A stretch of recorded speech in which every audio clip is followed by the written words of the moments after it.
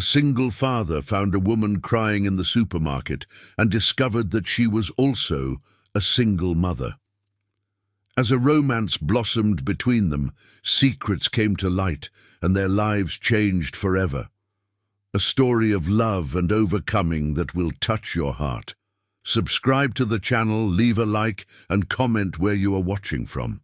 The March rain beat insistently against the windows of the Extra supermarket in Brooklyn, creating a melancholic rhythm that seemed to echo the mood of many New Yorkers on that grey Wednesday afternoon.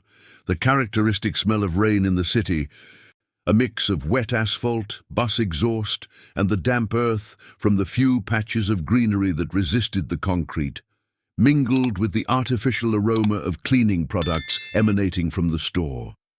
David Johnson, 42 years old, pushed his shopping cart mechanically through the supermarket aisles. His broad shoulders, marked by years of work in the construction industry, slightly hunched under the invisible weight of worries he carried. His calloused hands, which had once lifted buildings all over New York, now trembled imperceptibly as he consulted a scrawled list on a crumpled piece of paper. Rice, black beans, oil, instant noodles, basic products for yet another week of tight household budgeting. His brown eyes, which once sparkled with dreams of sustainable architecture, now reflected only fatigue. His dark hair, sprinkled with premature grey strands, was disheveled from the rain and the rush of the day. The stubble of 3 days hinted at sleepless nights since he received the call from the construction company on Monday. "David, the project has been cancelled. Industry crisis, you know how it is. 15 years of experience reduced to a dry phrase and an awkward handshake. The faded jeans and navy blue polo shirt, his uniform for outings with his daughter, were slightly damp. In his pants pocket, his phone vibrated insistently with collection messages he pretended not to hear. He needed to keep his composure, at least until he picked up Emma from school. The 8-year-old girl couldn't sense the growing despair in his chest like a weed. As he turned the corner toward the children's products aisle, needing to buy chocolate milk, the only luxury he still allowed his daughter, David stopped abruptly. There, among the colorful jars of vitamins and boxes of cereal, a woman was crying silently. She had her back to him, but her elegant posture dramatically contrasted with the vulnerability emanating from her trembling shoulders. Dr. Sarah Thompson looked like a figure straight out of a medical magazine, even in her moment of fragility. Her light brown hair was neatly tied in a flawless bun, revealing her delicate neck and a few loose strands that danced lightly. The tailored beige blazer over a white silk blouse highlighted her social status, as did the genuine leather handbag hanging from her left arm.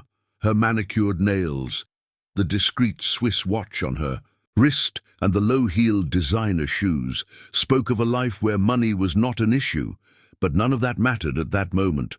Her delicate hands, which saved children's lives daily at New York General Hospital, trembled as she held a jar of organic vitamins. Tears streamed silently down her rosy cheeks, leaving traces of mascara that she tried to discreetly wipe away with the back of her hand. Sarah's shopping cart told a different story than David's.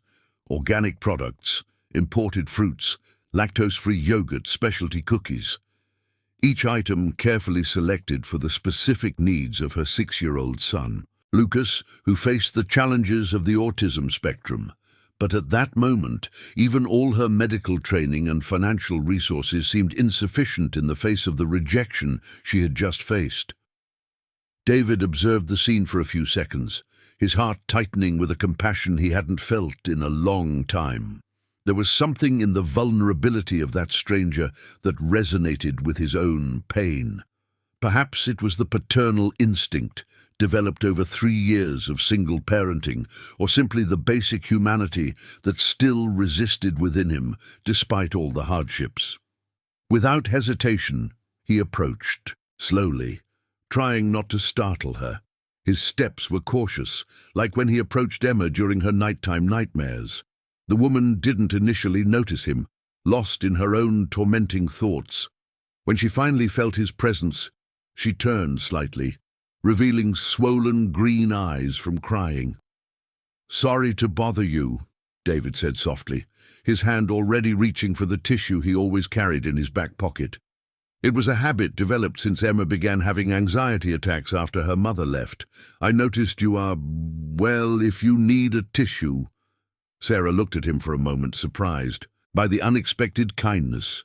Her medical eyes automatically assessed the man in front of her, the respectful posture, the appropriate distance he maintained to avoid invading her space, the genuine sincerity in his expression. There were no ulterior motives there, just simple human kindness.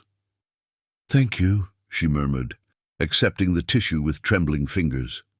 Her voice was polite, with the refined New York accent of someone who grew up in affluent neighborhoods. "I don't usually. This is very embarrassing." "Not at all," David replied gently, keeping a respectful distance. "We all have our tough moments. I'm a father too. I know how life can catch us off guard in the most unexpected places." The mention of fatherhood made Sarah lift her gaze, finding in his eyes an understanding she hadn't expected. For years, she had felt isolated in her challenges as the mother of a special needs child. Colleagues offered polite sympathy, family gave well-meaning but impractical advice, and friends gradually distanced themselves in the face of the complexities of her home life. "Do you have young children?" she asked, wiping her tears with the tissue. The question sounded more natural than she expected, as if she were conversing with an old friend. "An 8-year-old girl," David replied with a smile that couldn't entirely hide his worry. "Emma, well, it's just the two of us for 3 years now. And you? I saw you in the children's aisle." "Lucas, 6 years old," Dr. Sarah Thompson sighed deeply. "Mild autism. I just left the 5th school that rejected him this month. All private, all with their polite excuses for not wanting complications in the classroom." The bitterness in her voice was palpable. David felt a familiar pang in his chest, the sensation of when the world seems to conspire against you and your child. He knew this pain well, although for different reasons. 5 schools, he repeated, incredulous. "But you're a doctor, right? Sorry, I just noticed." He gestured discreetly towards the white coat peeking out of her bag. "Pediatrician," Dr. Sarah confirmed with a bitter laugh. "Ironic, isn't it? I take care of children all day, but I can't get a decent school for my own son. It seems being a doctor doesn't matter much when your child doesn't fit the perfect mold these institutions want." David remained silent for a moment, processing the information. Here was a woman, obviously successful, with resources he could only dream of, facing a type of rejection he also knew intimately. The difference was that his rejection stemmed more from a lack of money than from educational bias. "You know," he finally said, "I don't understand much about autism, but I know about feeling like the world doesn't want to give your child a fair chance." Emma also faced, well, different issues, but issues nonetheless. Schools that judge by address, other parents making comments. It's tough. Dr. Sarah studied him more closely.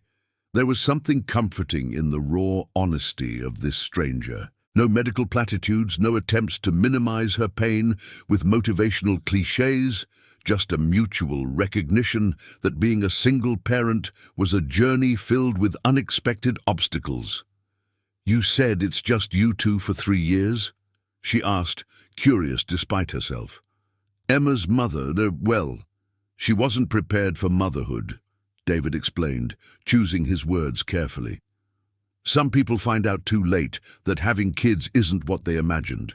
She left when Emma was 5, saying she needed to find herself.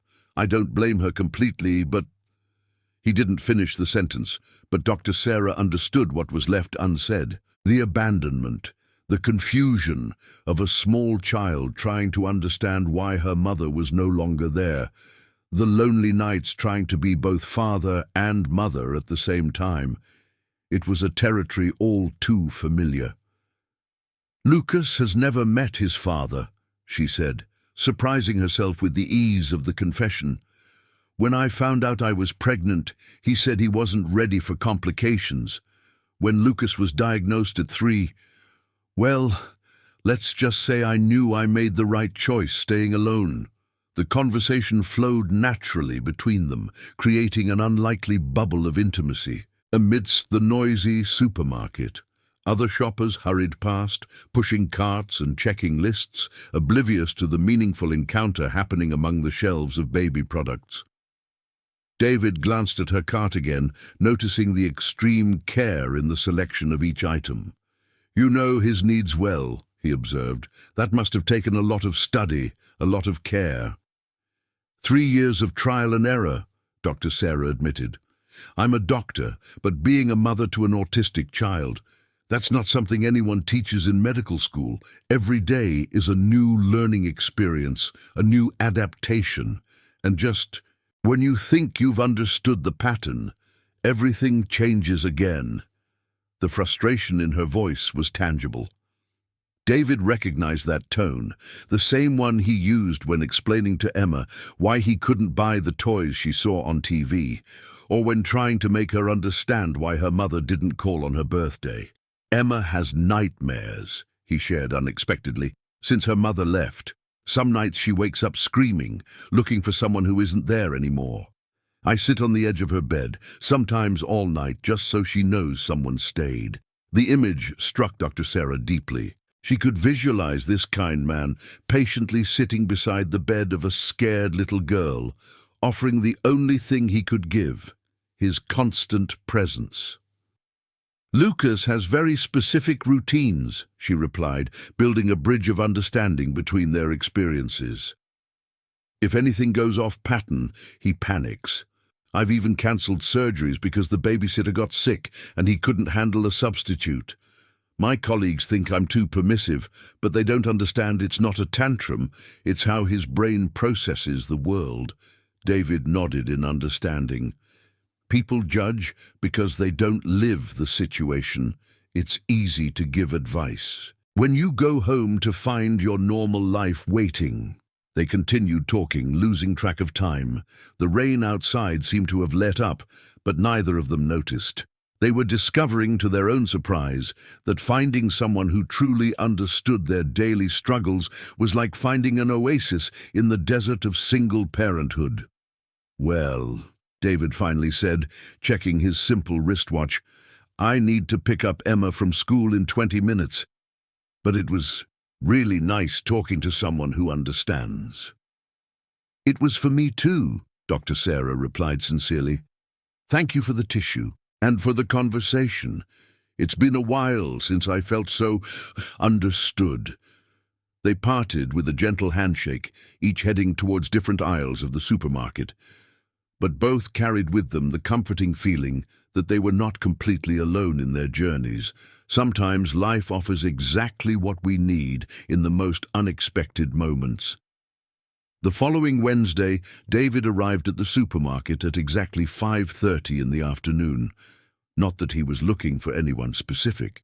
At least, that's what he told himself as he pushed the cart through the familiar aisles.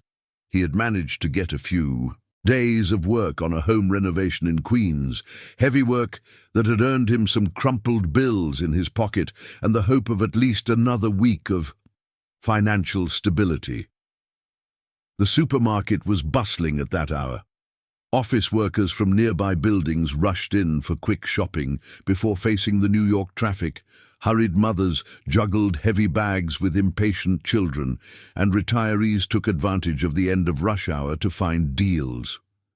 David navigated through the crowd with the ease of someone who knew every aisle, every shelf. It was when he turned towards the dairy section that he saw her again. Dr. Sarah was standing in front of the yogurt display, but her demeanor was completely different from the previous week. She wore a navy blue business suit, a fitted blazer, and straight pants that highlighted her elegant silhouette without being flashy. Her hair was down this time, cascading in soft waves over her shoulders, and she wasn't crying. In fact, she seemed more composed, almost professional, but her green eyes held a thoughtful expression as she studied the labels with a medical eye. David hesitated for a moment. Would it be too obvious to approach? Would it seem like he was following her? But then she lifted her head, and their eyes met by chance. The smile that appeared on her face was genuine and comforting. "Hello," Dr. Sarah said, her voice carrying a pleasant note of surprise. "David, right? What a coincidence to see you here again." "Dr. Sarah," he replied, feeling an unexpected warmth spread through his chest. "How are you? And Lucas? Were you able to resolve the school situation?" Her smile faltered slightly. "We're still looking," she admitted, turning her attention back to the yogurts. "But I found a specialized educational psychologist who is helping me prepare a more detailed report.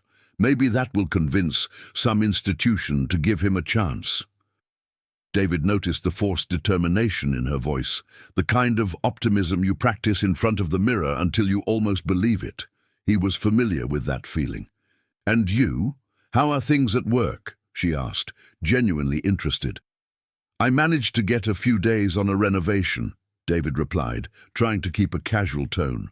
"Nothing permanent yet, but at least Emma can keep eating more than just rice and black beans this week."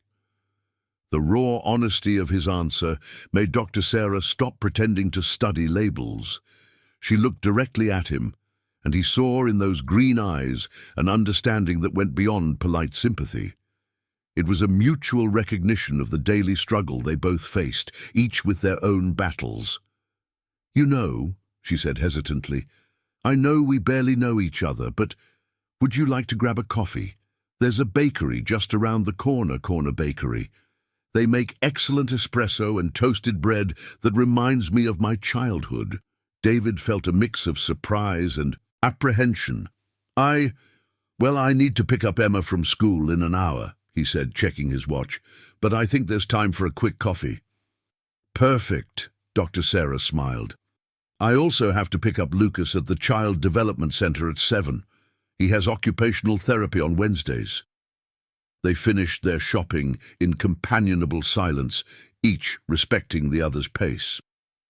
David noticed how meticulous Dr. Sarah was in her choices, checking expiration dates, comparing ingredients, mentally calculating portions.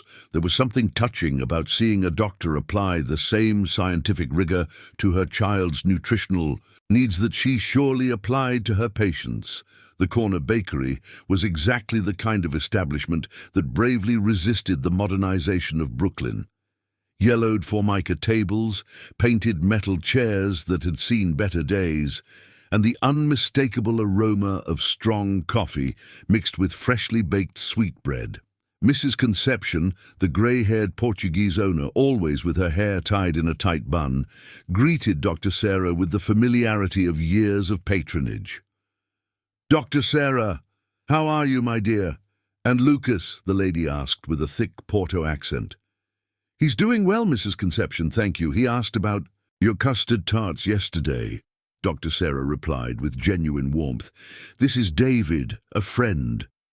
Mrs. Conception studied David with experienced eyes that had seen decades of human relationships. She nodded approvingly as he stood to greet her properly. "A well-mannered Brazilian, what a rarity," she murmured, heading to the kitchen. "I'll bring coffee for you both and some fresh tarts."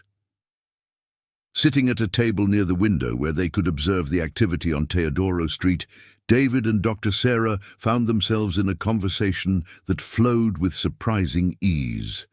The golden light of late afternoon filtered through the foggy glass, creating a cozy atmosphere that contrasted with the external hustle and bustle. "Tell me about Emma," Dr. Sarah said, thoughtfully stirring her coffee. "How is she dealing with everything?" David sighed, carefully choosing his words. "She's an incredible girl, stronger than I am most days, actually. But sometimes she asks why other kids have mothers who go to school performances, or why she can't invite friends over for sleepovers like others do." "And what do you tell her?" Dr. Sarah asked gently. The truth, adapted to her age, David replied, turning the cup between his hands. That sometimes people make choices that hurt those we love, but that doesn't mean we're less important or less deserving of love. That our family may be different from others, but it's no less valid. Dr. Sarah watched him as he spoke, noticing how his eyes softened when he mentioned his daughter. There was a paternal tenderness there that interestingly contrasted with his calloused hands and cautious posture.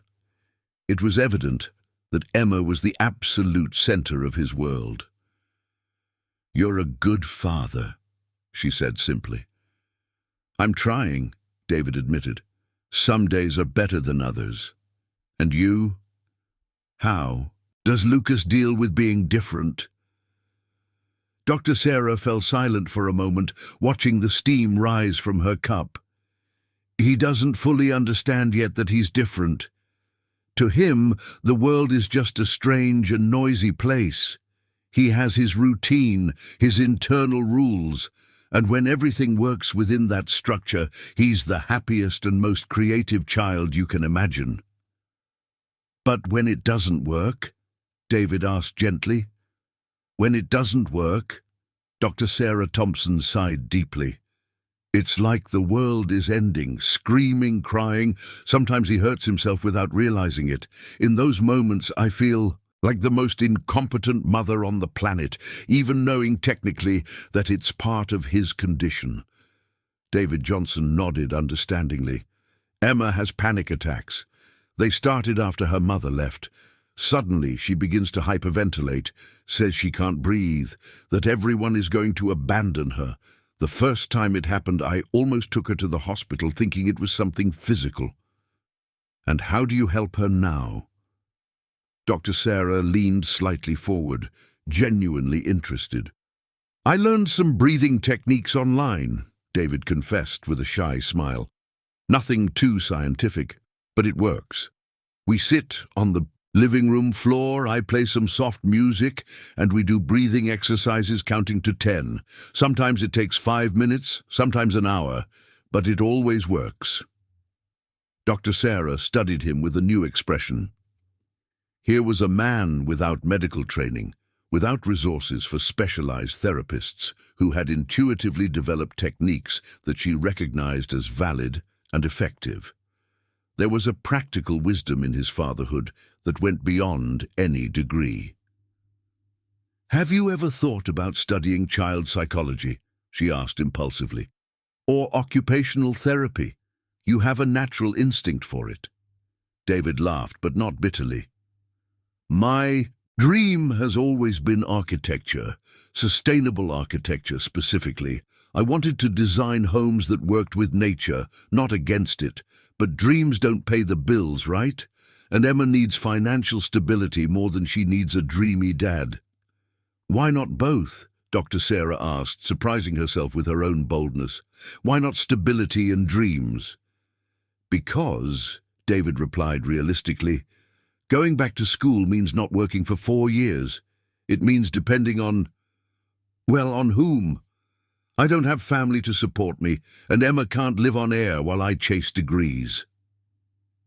The conversation was interrupted by Mrs. Johnson's arrival with a tray of warm custard tarts.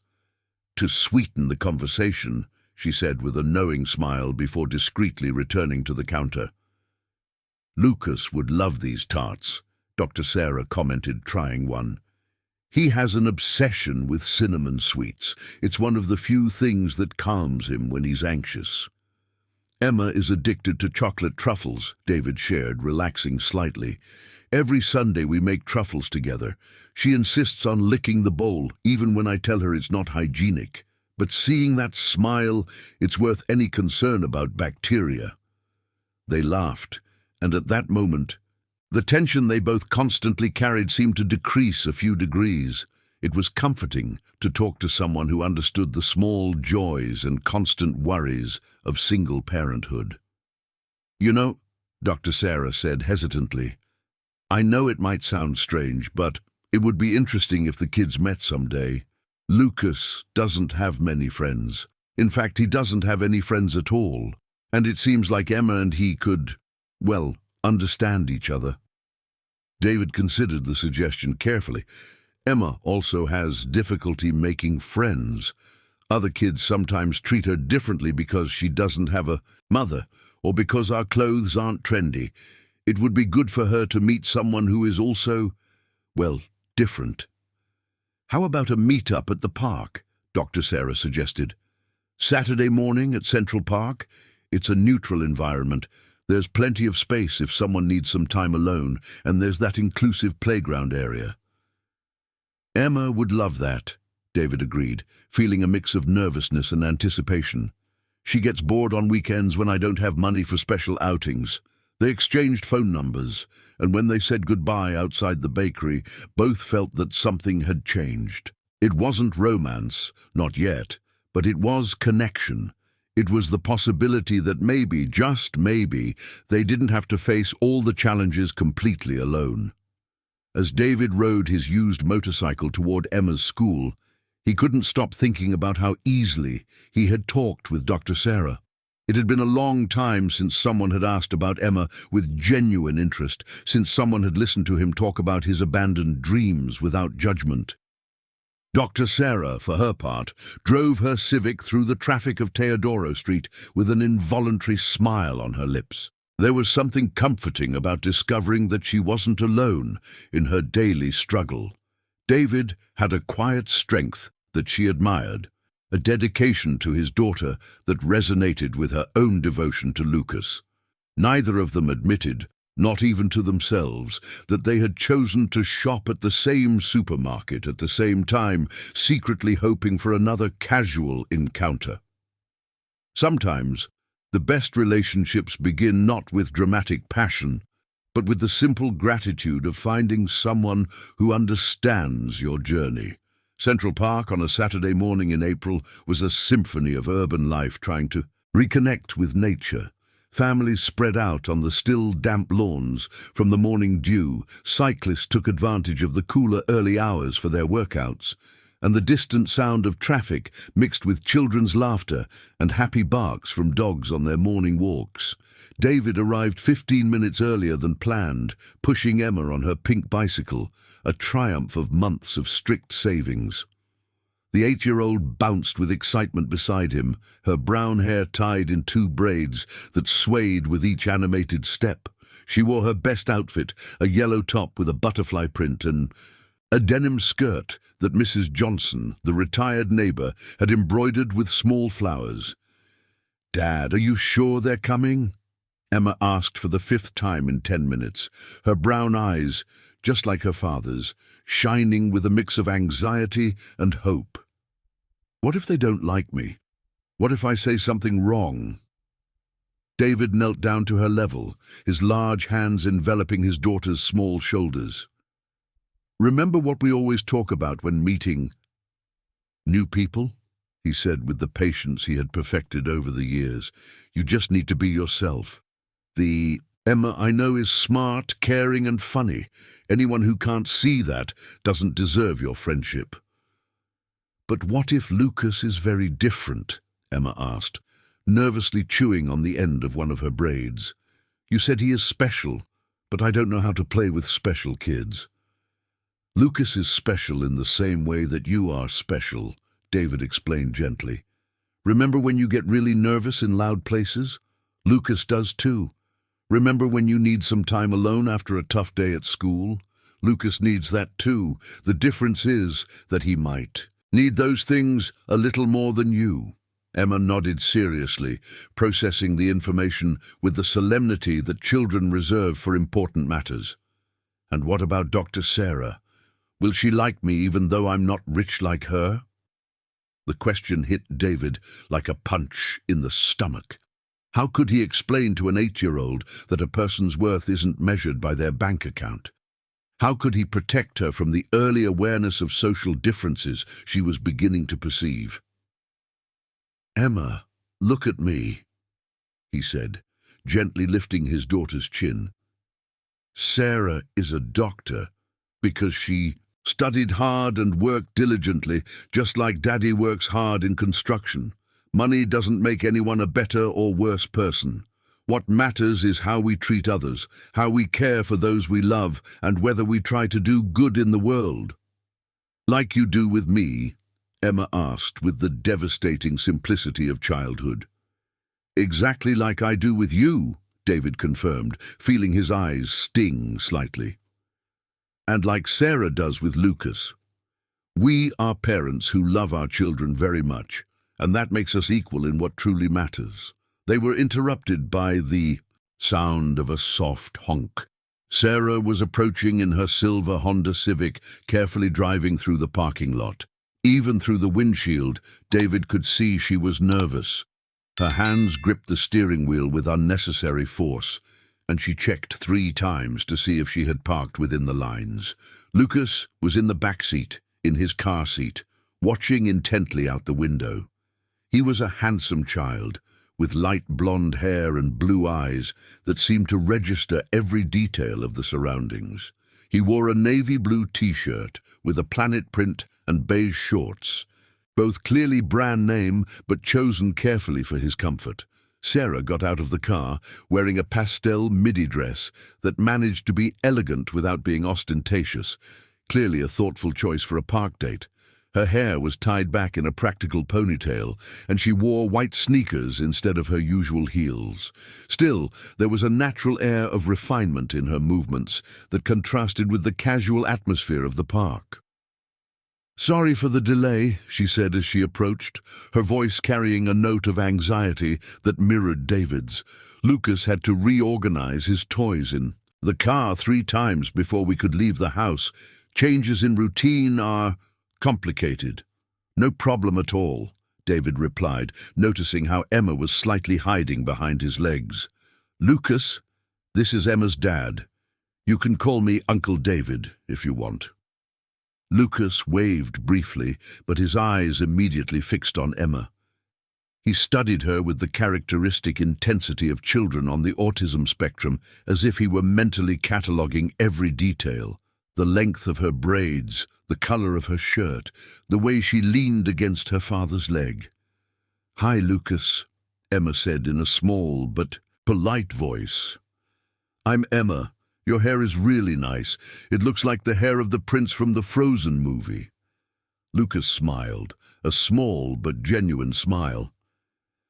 "Frozen is about thermal physics," he said suddenly, surprising everyone. "Elsa couldn't really make ice out of nowhere. She would need a source of cold or a way to remove heat from the water molecules."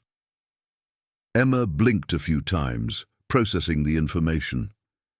"You know a lot about science?" she asked, her initial shyness being replaced by curiosity.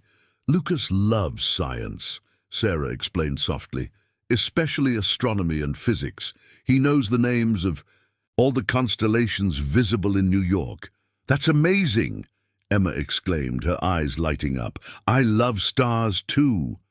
Daddy and I sometimes go up to the roof of our building to see them, but we don't know the names." Lucas looked at her with renewed interest. "Do you want me to teach you? Tonight you can see Orion and the Southern Cross, but it's better to look after 9 o'clock when the sky is darker."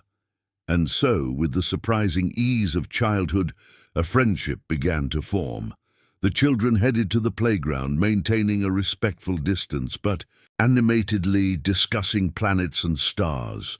Lucas explained scientific concepts with a teacher-like seriousness, while Emma asked genuine questions that showed her natural intelligence. David and Sarah followed them at a safe distance, settling on a bench under a cherry blossom tree that was beginning to bloom. "She's lovely," Sarah commented, watching Emma patiently explain the rules of a swing game to Lucas, "and very mature for her age." "Children of single parents tend to grow up faster," David observed, with a mix of pride and melancholy. "Sometimes I wonder if I've stolen part of her childhood with our responsibilities." "You haven't stolen anything," Sarah said firmly. "You've given her security, unconditional love, and the right values. Look how kind she is being to Lucas, how patient she is with his scientific explanations. That comes from home, David. That comes from you." They watched in silence as the children explored the playground. Lucas, initially hesitant with the equipment, was encouraged by Emma, who demonstrated how each toy worked without pressuring him when he didn't feel comfortable. Emma, however, it was Lucas's turn, and he seemed fascinated by the detailed observations he made about everything, from the engineering of the seesaws to the physics of the slides. "How do you explain autism to other people?" David asked after a while, his voice careful. Dr. Sarah sighed deeply. "It depends on who is asking. For fellow doctors, I use technical terms: spectrum, atypical development, special needs. For well-meaning but ignorant family members, I try to simplify without sounding condescending. For curious strangers, well, I usually say he is a very intelligent child who processes the world differently." "And for yourself?" David asked gently. The question caught her off guard. Dr. Sarah fell silent for a long moment, watching Lucas explain to Emma why clouds have different shapes. "For myself," she finally said, "Lucas is perfect just as he is. The world needs to learn to accommodate children like him, not the other way around.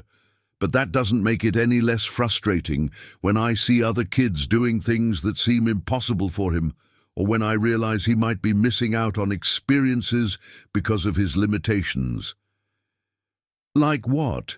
David asked, genuinely interested. "Birthday parties," Dr. Sarah exemplified. "The noise, the lights, the unfamiliar people, it's a sensory nightmare for him, so he misses the chance to make friends, to just be a normal or kid playing with other kids. I compensate by organizing special activities just for the two of us, but sometimes I wonder if it's enough." David nodded understandingly.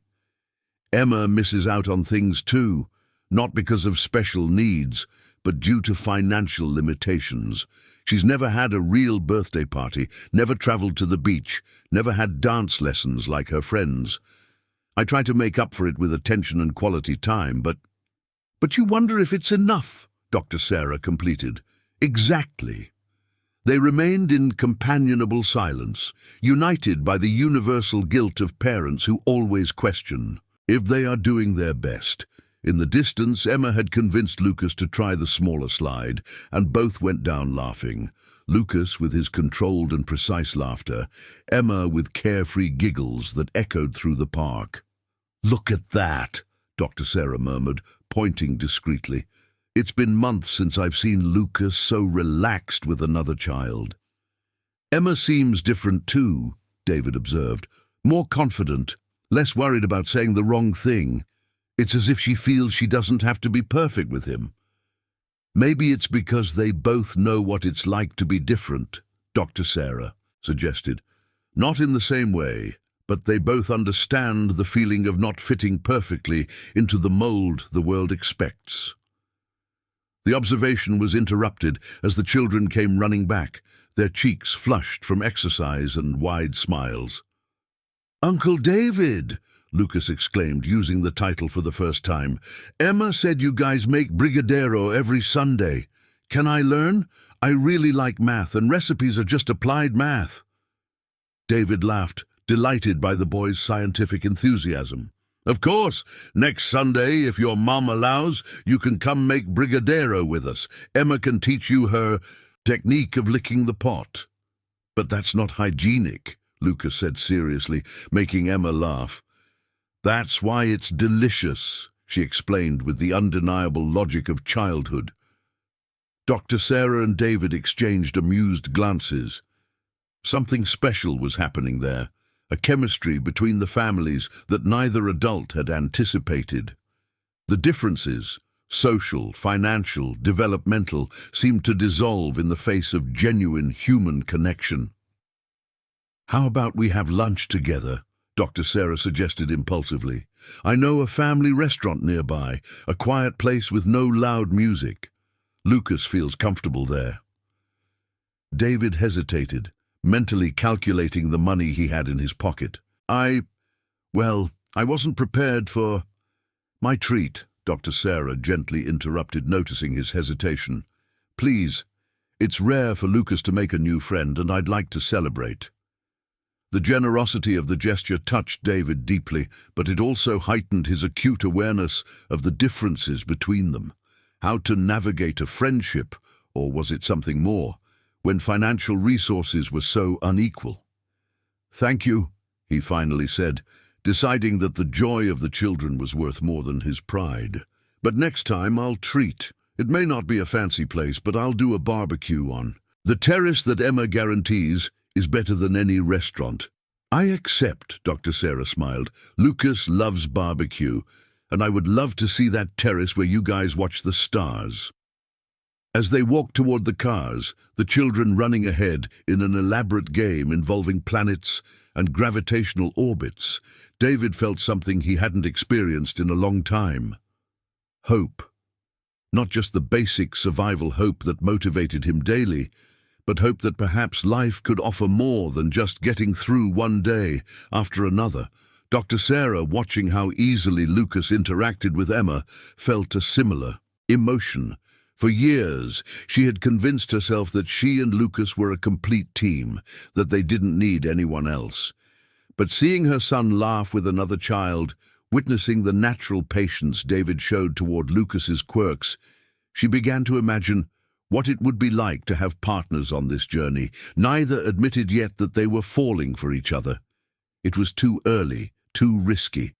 But as they organized lunch and planned their next meeting, both knew that something important had begun that morning in the park. Sometimes love grows not from grand dramatic gestures, but from small moments of mutual understanding, when two people realize that facing life together can be easier and more joyful than facing it alone. The terrace of the building where David and Emma lived in Queens was nothing glamorous. The cement floor was cracked in places, the paint on the walls was peeling from constant exposure to sun and rain, and the clotheslines of other residents created an honest but unromantic urban landscape. However, there was something magical about that space at 6 in the evening on a Sunday, as the sun began to set behind the distant buildings and the first stars prepared to appear in the New York sky. David had spent the entire morning preparing for this gathering with a care he hadn't shown in years. The portable grill, a result of months of saving coins in a glass jar, was strategically positioned to catch the breeze coming from the west. He'd managed to snag some meat on a flash sale at the corner butcher, and Emma had insisted on making her famous stuffing with raisins, a recipe she learned by watching cooking shows on TV. "Dad, are you sure they're coming up here?" Emma asked for the 10th time, nervously smoothing the floral dress she had reserved for special occasions. "What if Dr. Thompson thinks our apartment is too simple?" David stopped seasoning the meat and knelt beside his daughter, his hands still smelling of garlic and pepper. "Emma, remember what we talked about? Good people care about who we are on the inside, not where we live or how much money we have." "But her car is really nice, Dad, and Lucas's clothes are all designer. I saw the tags when we were at the park," Emma said, with the keen observation that children develop about social differences. Her concern mirrored his own unacknowledged fears.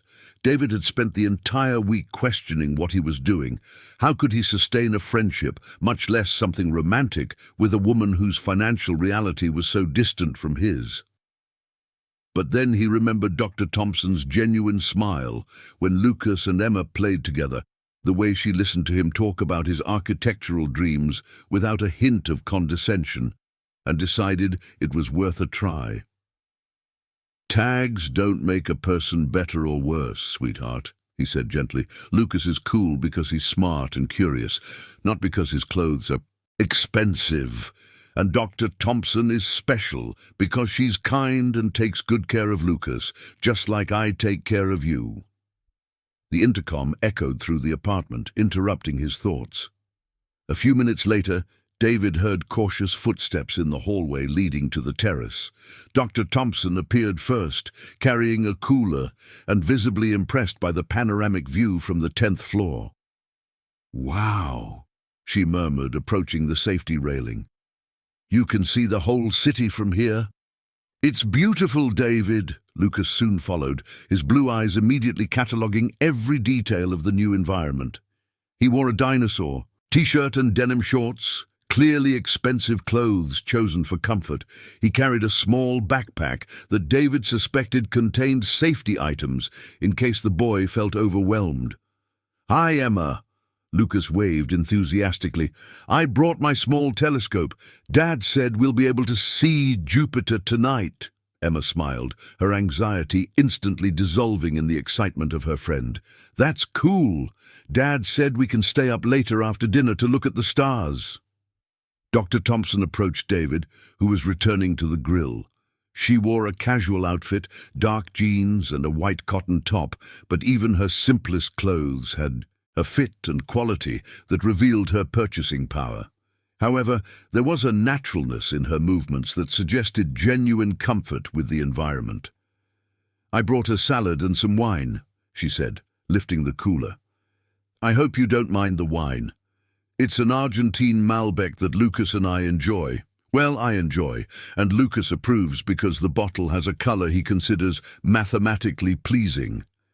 David laughed, charmed by the peculiarity.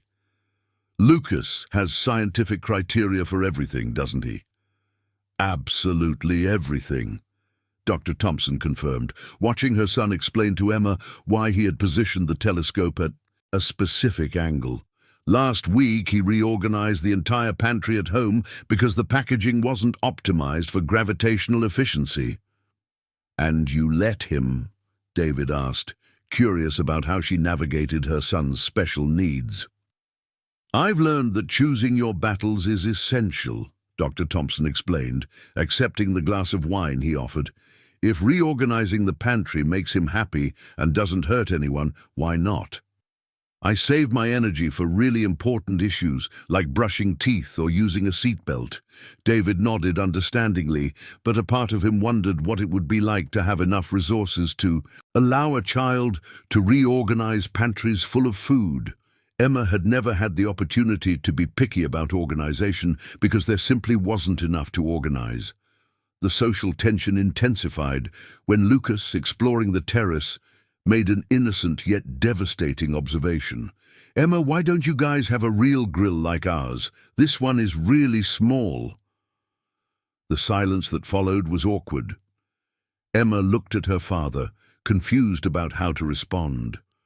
David felt his face heat up, not out of anger toward the boy. Lucas had no malice, but out of embarrassment for not being able to provide better conditions for his daughter. "Lucas," Dr. Thompson intervened gently, "there are different types of grills for different types of homes. This one is perfect for David and Emma's terrace, and I bet the food will taste just as delicious." "Oh," Lucas said, accepting the explanation with his characteristic literalness. "That makes sense. Spatial efficiency is important in smaller apartments."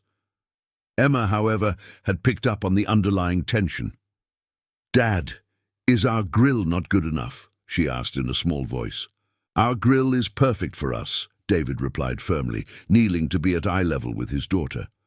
Lucas was just making a scientific observation, not a judgment. Remember that he observes everything in detail.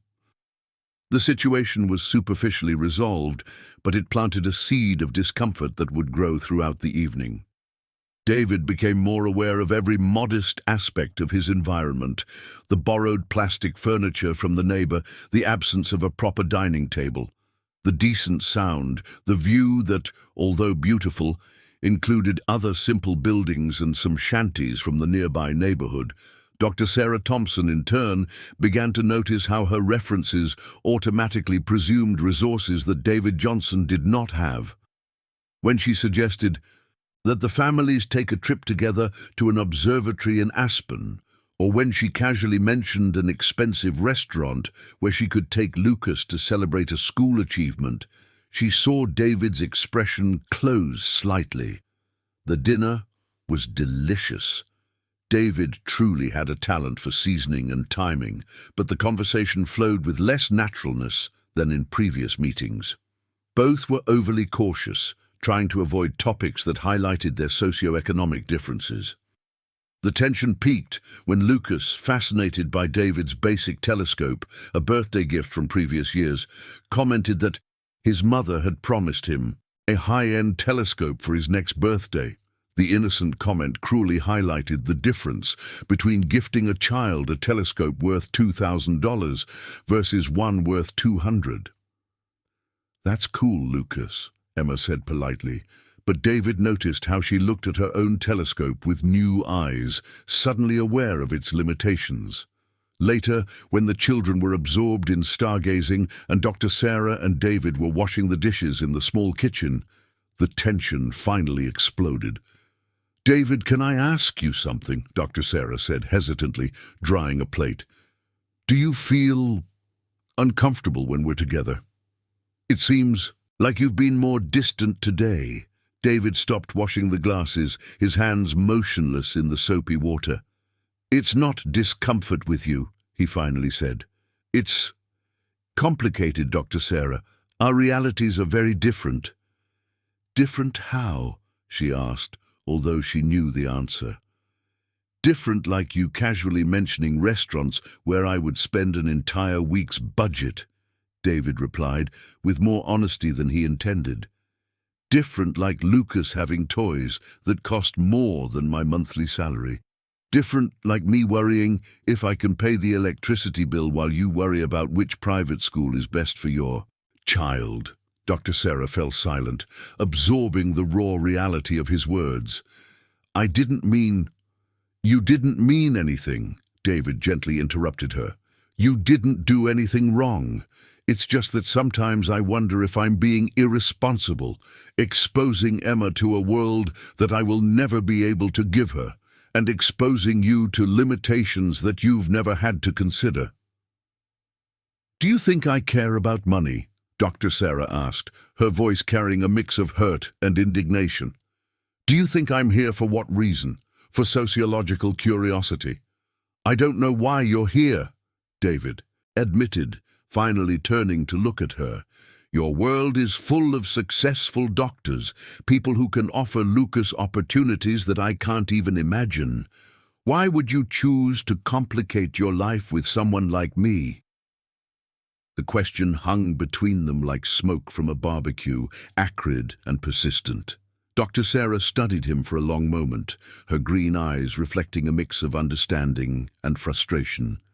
"Because," she finally said, her voice soft but firm, "in 3 years of raising Lucas alone, you are the first person who has seen him as a fantastic child who just processes the world differently, not as a problem to be fixed or tolerated.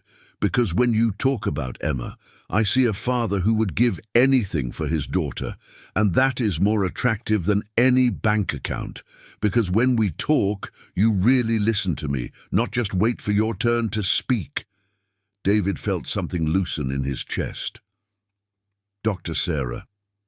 "No," she continued, the strength growing in her voice. "You want to know why I'm here? Because in my world full of successful doctors, I was drowning in loneliness. Because people look at my life from the outside and see success and stability, but inside I was desperately trying to figure out how to be a mother to a special needs child without an instruction manual. You were the first person who understood that." Tears began to form in her eyes, but her voice remained steady. "If you think money is what matters to me, then you've got it all wrong. What matters is that Lucas laughs when he's with Emma, that you don't back away when he goes into a sensory crisis, that Emma treats my son like he's the most interesting person in the world." From the balcony, the sounds of children exclaiming about a shooting star reached them. The moment seemed symbolically appropriate, a reminder that beauty and magic exist independently of material circumstances. "I'm afraid," David confessed quietly. "Afraid of not being enough, For Emma, for you, for Lucas, afraid that when the novelty wears off, you'll realize you can do much better. And I'm afraid, Dr. Sarah replied, that my life is too complicated, that Lucas is too complicated, that my responsibilities are too heavy for anyone to want to share. Afraid that you'll realize we are more work than we're worth. They looked at each other across the small kitchen, two vulnerable people trying to navigate unknown emotional territories. The social differences between them were real and significant, but in that moment, their deep insecurities made them completely equal. So, David finally said, maybe we can be afraid together and find out along the way if we're brave enough to try. Dr. Sarah smiled through her tears. I think I can try if you can stop assuming that I care more about what you have than who you are. And can you stop apologizing for having better circumstances? David asked. It's not your fault you were born into different circumstances. What matters is what you do with your advantages. They were interrupted by Emma and Lucas running into the kitchen, too excited about their astronomical discoveries to notice the emotional tension that had dominated the adults' conversation. Dad! Dr. Sarah! You missed 3 shooting stars, Emma exclaimed. Lucas said, when we make a wish on the stars, the universe has to consider our request because of quantum physics. That's not quite how it works, Lucas corrected seriously, but it's statistically likely that clearly articulated wishes increase our motivation to achieve them. David and Dr. Sarah Thompson laughed, the tension dissolving in the face of the innocent wisdom of the children. Perhaps the solution wasn't to resolve all their differences, but to learn to navigate through them with honesty and patience. When the night ended and Dr. Sarah and Lucas headed down to the car, both families knew that something had changed. It wasn't resolved. Complex social issues rarely are. But it was confronted honestly. And sometimes, confronting problems together is the first step to overcoming them. Monday had begun like any other for David. The alarm rang at 5:30 in the morning, followed by the family ritual of making coffee, gently waking Emma, and packing school lunch with the available ingredients from the nearly empty fridge. He had secured 3 weeks of work on an office renovation in Midtown.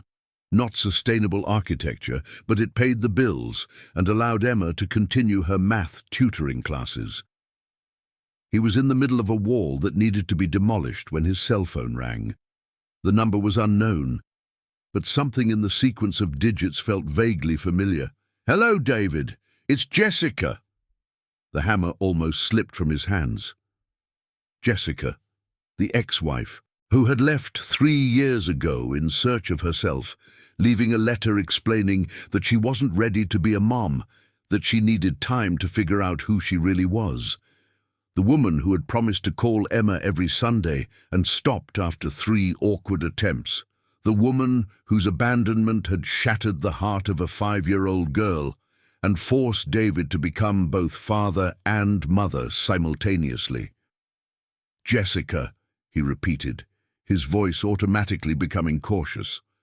The other workers on the site noticed the change in his tone and discreetly moved away. How did you get my number? Your sister gave it to me, she said, and David mentally noted to have a serious talk with Luciana. David, I know you must be surprised, but I need to talk to you. It's about Emma. David's blood ran cold. What about Emma? She's fine. She's at school. There's no problem. No, that's not it, Jessica interrupted quickly. It's just that, well, I've changed a lot in these 3 years. I went to therapy, found my way, discovered who I really am. And part of that discovery is realizing the terrible mistake I made by abandoning you both. David stepped further away from the other workers, seeking privacy among the stacks of construction materials. Jessica, you can't just call out of the blue and... I know I have no right to ask for anything, she continued, her voice carrying a vulnerability that David remembered well. But Emma is my daughter too, and I would like a second chance to be the mother she deserves. The irony of the situation hit David like a punch. Just when he had begun to imagine a future with Dr. Sarah and Lucas, just when Emma was opening up to the possibility of an expanded family, the past came knocking with renewed force. "Where are you?" he asked, trying to keep his voice neutral. "Here in New York. Actually, I've been living here again for 2 months. I got a job at an advertising agency. I'm sharing an apartment in Chinatown with a friend. David, I'm stable, financially and emotionally." David closed his eyes, trying to process the information. "And why are you only calling now? Why not 2 months ago when you arrived?" "Because I needed to be sure," Jessica admitted. "I needed to be sure I wasn't doing this on impulse, that I really changed, and because I was afraid of your reaction, of Emma's reaction." "Emma?" David repeated his daughter's name like a prayer. "Jessica, you can't just reappear in her life after 3 years and expect that—" "I don't expect anything instant," she interrupted. "I know it will take time. I know she might be angry with me. I know you have every right to hate me. But she is my daughter, David, and I need to try." The rest of the workday passed in a confusing haze. David hammered crooked nails, measured wrong distances, and had to redo several tasks due to lack of concentration. His colleagues eventually stopped making jokes about his distraction when they realized something serious was happening. When it was time to pick up Emma from school, David rode his motorcycle through the congested streets of New York, trying to decide how to approach the topic with his daughter. How to explain that the mother she had spent years asking about, crying over the absence, creating fantasies of reconciliation, had returned. How to protect her from a new disappointment if Jessica changed her mind again. Emma bounced up to him at the school gate, as she always did, her pink backpack swinging on her small back. "Dad, guess what? The teacher said my essay about family was the best in the class." "How proud, sweetheart," David said, forcing a smile as he helped her onto the motorcycle. "What did you write about?" "About how our family is different but special," Emma replied, putting on her helmet. "I wrote that some families have a mom and dad, some only have a mom, some only have a dad, and some have a dad who is also a mom, like you. And that the most important thing isn't the number of people, but the amount of love." His daughter's words hit David like a dagger. Emma had found peace with their family structure. She had learned to value what they had instead of lamenting what was missing. And now he might potentially destroy that hard-won emotional stability. That night, after dinner and homework, David sat with Emma on the couch in the living room. The TV was off, creating a silence. "Helena, I need to talk to you about something important," he began, his large hands enveloping hers. "Are you going to marry Dr. Sarah?" Helena asked hopefully, her eyes shining with childlike excitement. The innocent question made David's heart tighten even more. "It's not about that, sweetheart. It's about your mom." Helena's smile slowly faded. She rarely spoke about Jessica these days, but David knew that the absence of her mother remained a sensitive wound. "My mom," she repeated quietly. "She called today," David said gently, carefully watching his daughter's reaction. "She's living in New York again, and, she would like to see you." Helena fell silent for a long moment, processing the information with the seriousness that children reserve for news that could change their lives. "She wants to see me," she finally asked, her voice small and uncertain. "Yes," David confirmed. "She said she has changed a lot, that she has gone to therapy, and that she would like a second chance to be your mom." "But you are already my dad and my mom," Helena said, confused. "You do everything moms do. You brush my hair, take care of me when I'm sick, go to school meetings." "And I will keep doing all of that," David quickly assured her. "Nothing will change between us, Helena. You are the most important thing in my life, and you always will be. But your mom, well, she has the legal right to see you, and maybe you are curious about her." Helena became thoughtful again. "I used to be curious," she admitted. "When I was little, I would imagine what she was like, if she looked like me, if she thought about me. But now, David gently encouraged. "Now I'm scared," Helena confessed, tears beginning to form in her eyes. "What if she leaves again? What if she decides she doesn't like me? What if you like her more than Dr. Sarah?" The last concern revealed the emotional complexity of the situation. Helena had begun to cling to the idea of Sarah and Ethan as part of her extended family. Jessica's return threatened not only her emotional stability, but also the new possibilities of happiness she had begun to envision. "Helena, look at me," David said, gently lifting his daughter's chin. "First, I won't let anyone hurt you again, including your mum. Second, what I feel for Sarah has nothing to do with your mum. They are completely different feelings. And third, you don't have to decide anything right now. We can take it slow, see how you feel." "What will Dr. Sarah think?" Helena asked, showing surprisingly mature concern. The question echoed David's own worries. How would Sarah react to the news that his ex-wife had returned? How would this affect the still fragile relationship they had built? "Sarah will understand," David said with more confidence than he truly felt. "She's a doctor. She understands complicated families. And she likes you, Helena. She will want what's best for you." They talked for another hour, David patiently answering his daughter's anxious questions and offering all the reassurance he could.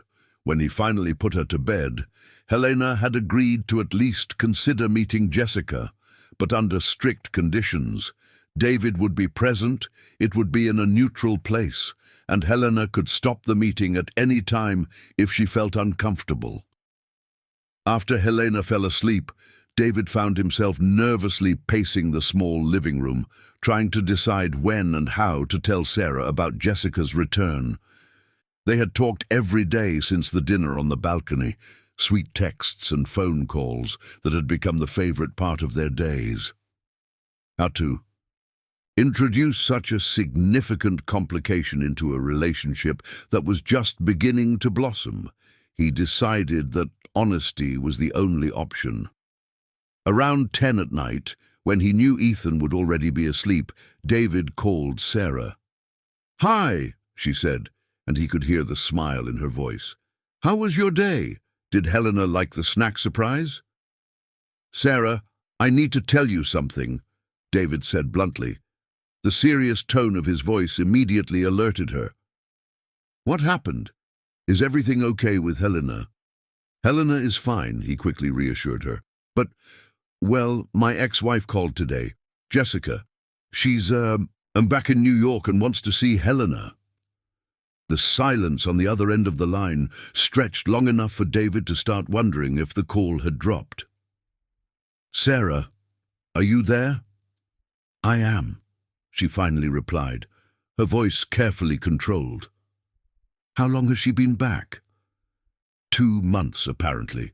She said she wanted to make sure she had changed before reaching out. "And you? How do you feel about this?" The question caught David off guard. He expected jealousy, insecurity, maybe even anger. He didn't expect her to first care about his feelings. "Confused," he admitted. "Angry? Scared? Helena was finally at peace with our family, being just the two of us, and now you're worried that this will mess everything up." Sarah completed understandingly. "Exactly. And I'm worried about, well, how this affects us. You and me." "David," Sarah said gently, "do you think I'm going to run away just because the situation got complicated? My whole life is complicated.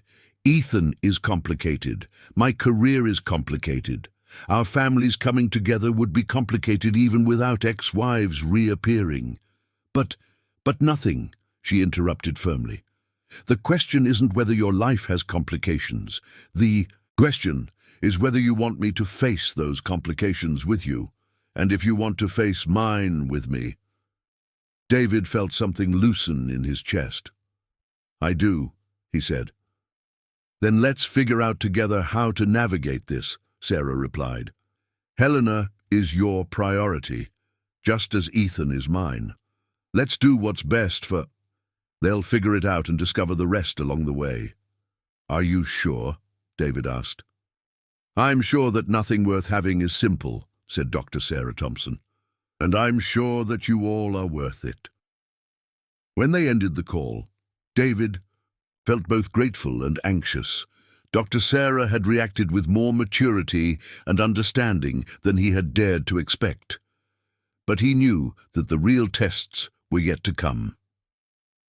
The next morning, he would call Jessica to arrange the meeting with Emma, and then he would find out if the family stability he had fought so hard to build could survive the approaching storm.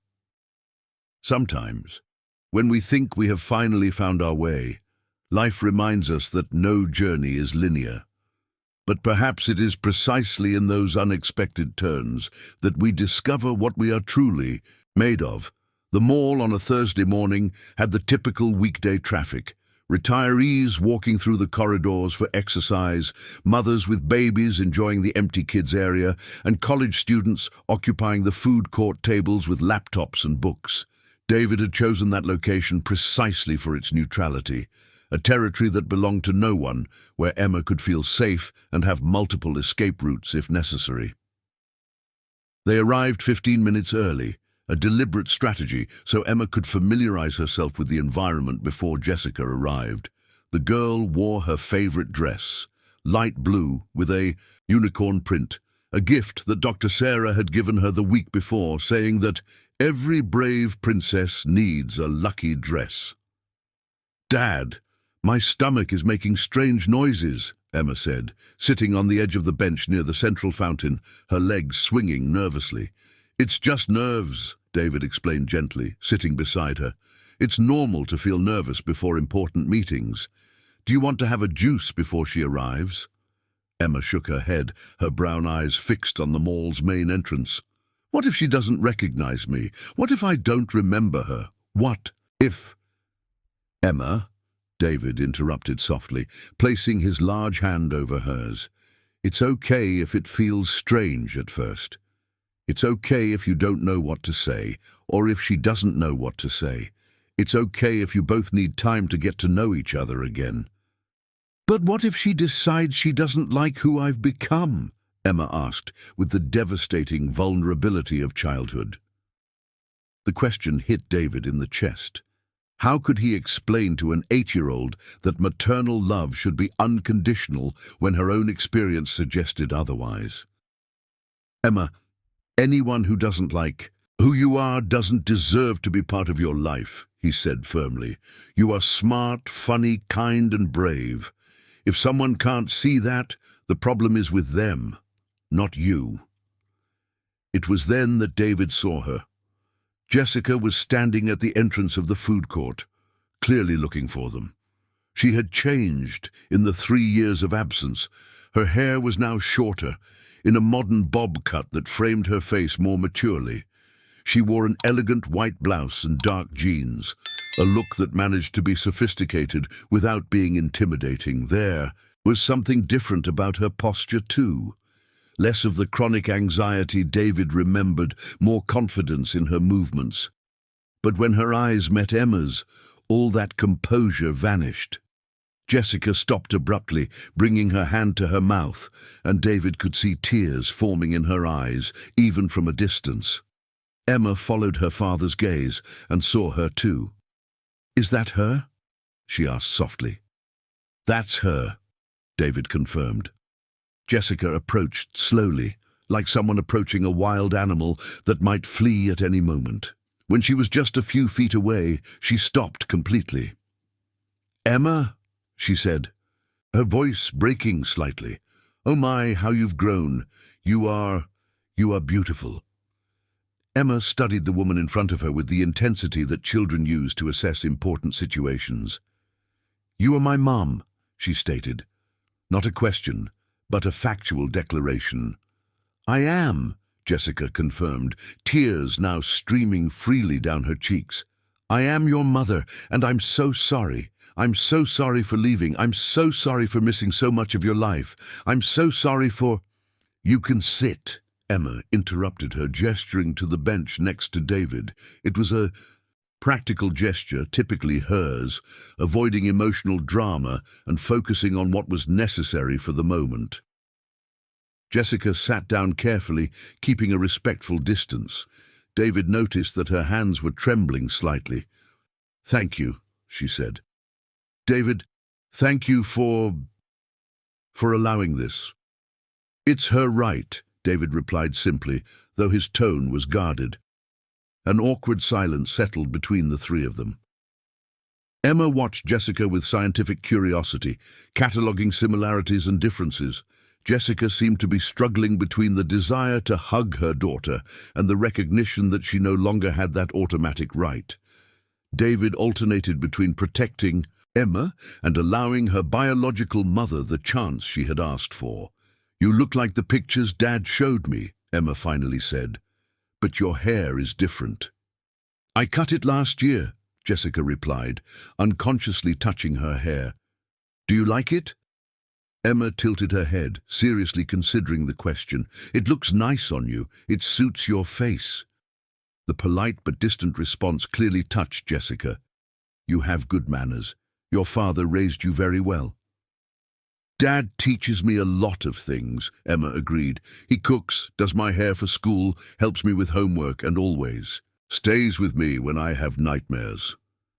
The implied message was clear. David had filled all parental roles during Jessica's absence. It was not an accusation, just a fact. "I know your father did a wonderful job," Jessica said gently. "I can see that you are a special girl, smart, thoughtful." "Do you speak English?" Emma asked. "Why?" she asked, interrupting. "Just curiosity. Ethan, he's my friend, knows words in several languages. Dr. Sarah taught him." The mention of Dr. Sarah created a noticeable tension. Jessica quickly glanced at David, who maintained his neutral expression. "Ethan and Dr. Sarah are special friends of yours?" Jessica asked, trying to sound casual. "They are our extra family," Emma explained with the simplicity of childhood. "Ethan has autism and is super smart about stars. Dr. Sarah is a pediatrician and makes Ethan happy. Dad really likes her." David felt his cheeks warm slightly, but admired his daughter's straightforward honesty. Emma wasn't trying to hurt Jessica. She was simply explaining her current reality. "It's great that you have special friends," Jessica said, although David could detect a note of something, jealousy, regret, in her voice. "Do you like them?" "Very much," Emma replied emphatically. "Ethan teaches me about planets, and Dr. Sarah lets me use her stethoscope to listen to my heart. They understand that our family is different, but special. And could I be part of that special family?" Jessica asked hesitantly. Emma considered the question seriously. "I don't know," she finally admitted. "You left once. How do I know you won't leave again?" The brutal honesty of the question left Jessica visibly shaken. I understand why you would think that. I made a terrible mistake when I left. But I've changed a lot, Emma. I went to therapy, learned about myself, and now I know that the most important thing in my life should be you." "But wasn't it before?" Emma asked with the relentless logic of children. Jessica visibly struggled with the answer. "Before I was confused, scared. I thought I didn't know how to be a mom, and instead of learning, I ran away. It was cowardly and wrong." "Why didn't you learn here?" Emma continued. "Dad also didn't know how to be a mom, but he learned. He didn't leave." David felt a mix of pride and pain at his daughter's words. Emma, was articulating the central question in a way he never could. "You're right," Jessica admitted, renewed tears streaming down her face. "Your dad is braver than I am. He stayed and learned and became an amazing father. I ran away because I thought it would be easier, but I found out that living without you was the hardest thing I've ever done." Emma observed Jessica's tears with clinical interest. "You're crying." "I am," Jessica confirmed, wiping her eyes. "I'm crying because I'm sorry for missing so much of your life, because you've grown so much and I wasn't here to see it, because you're so much smarter and more mature than I expected, and it makes me realize how much I've lost." "Crying won't bring the time back," Emma noted with the surprising wisdom of children who have grown up too fast. "It won't," Jessica agreed. "But maybe we can create new time together, if you want to try." Emma looked at David, seeking guidance. He nodded encouragingly, making it clear that the decision was hers. "We can try," Emma finally said, "but slowly, and Dad has to be there at the beginning. And you can't promise things you might not be able to keep." "I agree to all those conditions," Jessica said quickly. "And you have to meet Ethan and Dr. Sarah," Emma continued, "because they are part of our family now. If you can't like them or if they can't like you, it will be complicated." The condition was surprisingly mature and showed how Emma had processed the complexity of her family situation. "I would like to meet them," Jessica said, looking at David to confirm that this would be possible. David nodded. "We can arrange that," he said, "but Emma is right about taking it slow. She is my top priority, and I won't allow her to be hurt again." "I understand," Jessica said sincerely, "and I respect that. You have every right to be cautious." They spent another hour talking, the initial tension gradually easing as Emma asked practical questions about where Jessica lived, what job she had, and if she had pets.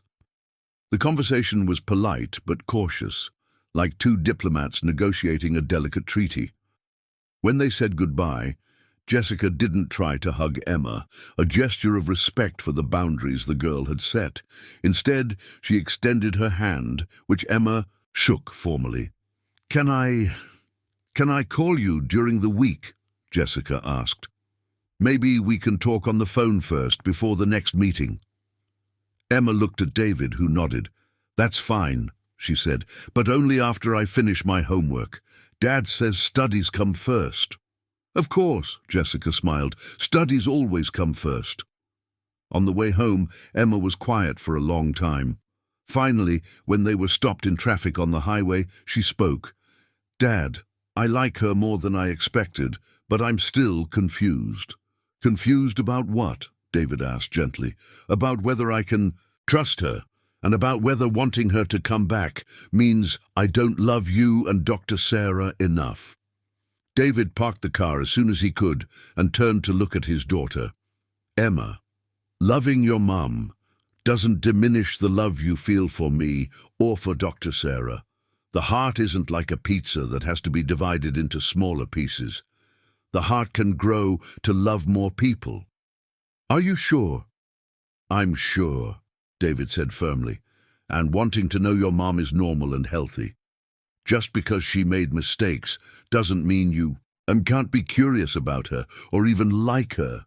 Emma smiled for the first time that day. "Can I tell Dr. Sarah about today?" "Of course you can," David replied. "In fact, I think she will be proud of how you behaved. You were brave, honest, and mature." "Do you think Dr. Sarah will like my mom?" David considered the question carefully. "I think Dr. Sarah will respect your mom because it's important to me, and you are important to her. And I think your mom will respect Emma because she is important to you. What if they don't like each other?" "Then we'll figure out how to handle that when it happens," David said honestly. "But for now, let's worry about one thing at a time." That night, after Emma went to bed, David called Sarah to report how the meeting had gone. She listened attentively, asked thoughtful questions about how Emma had reacted, and showed no jealousy or insecurity. "She seems to have really changed," Sarah commented after David finished recounting, "and Emma handled it with a lot of maturity. More maturity than I would have at her age," David admitted. "More maturity than many adults would have," Sarah corrected. "You should be proud of her, and of yourself, for raising such a balanced child." "Sarah," David hesitated, "Emma wants you to meet Jessica. Would you feel comfortable with that?" There was a pause before Sarah responded. "Honestly, I'm nervous. But if it's important to Emma, then it's important to me. We're all adults. We can navigate this." "Are you sure?" "I'm sure that nothing about relationships is simple," Sarah said with humor. "And I'm sure that if we can handle an autistic boy and a girl with separation anxiety, we can handle ex-wives too." David laughed, feeling part of the tension leave his shoulders. "I love you," he said impulsively, and then stopped, realizing it was the first time he had said those words.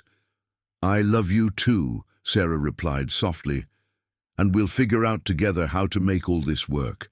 As he prepared for bed, David reflected on how life had become simultaneously more complex and more hopeful. Jessica had returned, bringing possibilities of healing and closure for Emma, but also uncertainties about the future. Sarah had shown a maturity and generosity that made him love her even more, and Emma was navigating everything with a wisdom that constantly surprised him. Perhaps life wasn't about avoiding complications, but about finding people brave enough to face those complications together. It was an ordinary Thursday in June when David's phone rang during his lunch break. He was sitting on a makeshift bench at the construction site, sharing a bologna sandwich with two colleagues, and enjoying the few minutes of sun that managed to break through the heavy clouds of New York's winter. The name Lincoln Elementary School flashing on the screen made his stomach tighten immediately. "Mr. David, this is Principal Sarah. Can you come pick up Emma urgently?" The principal's voice carried a tension that David knew well. It was the tone educators used when something had gone very wrong. "What happened?" he asked, already standing up and gesturing to his colleagues that he needed to leave. "Emma had an anxiety attack in science class. She's physically fine but very shaken emotionally. I think it's best we talk in person." David rode his motorcycle through the congested streets of New York with an urgency that made other drivers honk in irritation. 20 minutes later, he was parking in front of Lincoln Elementary School, a building from the 80s, doing its best with limited resources to educate the neighborhood's children. Emma was sitting in the principal's office, her eyes red from crying, clutching the stuffed bunny she brought to school on the toughest days. When she saw her dad, she ran into his arms with a force that nearly knocked him over. "Dad," she sobbed against his chest, "everyone was looking at me, and I couldn't stop crying and—" "Calm down, sweetheart," David murmured, stroking his daughter's hair. "I'm here now. We'll figure this out together." Principal Sarah, a woman in her 50s with graying hair and a maternal expression, closed the office door and sat behind her desk piled with papers. "Mr. David, Emma had what we can call an anxiety attack during science class," she explained gently. "The teacher was talking about different types of families in animals, and suddenly Emma started crying uncontrollably. When we tried to calm her down, she became very agitated, saying she didn't know who her real family was anymore." David felt his heart tighten. In the 3 weeks since the first meeting with Jessica, Emma had had 2 other encounters, one in Central Park with David present, and a trip to the movies. Externally, she seemed to be handling the situation well, asking mature questions and setting clear boundaries. But apparently, the emotional pressure was building up internally. "Did she say anything specific?" David asked, continuing to stroke his daughter's hair. "Well," Sarah hesitated, She shouted something about having too many mums and not knowing which one was real.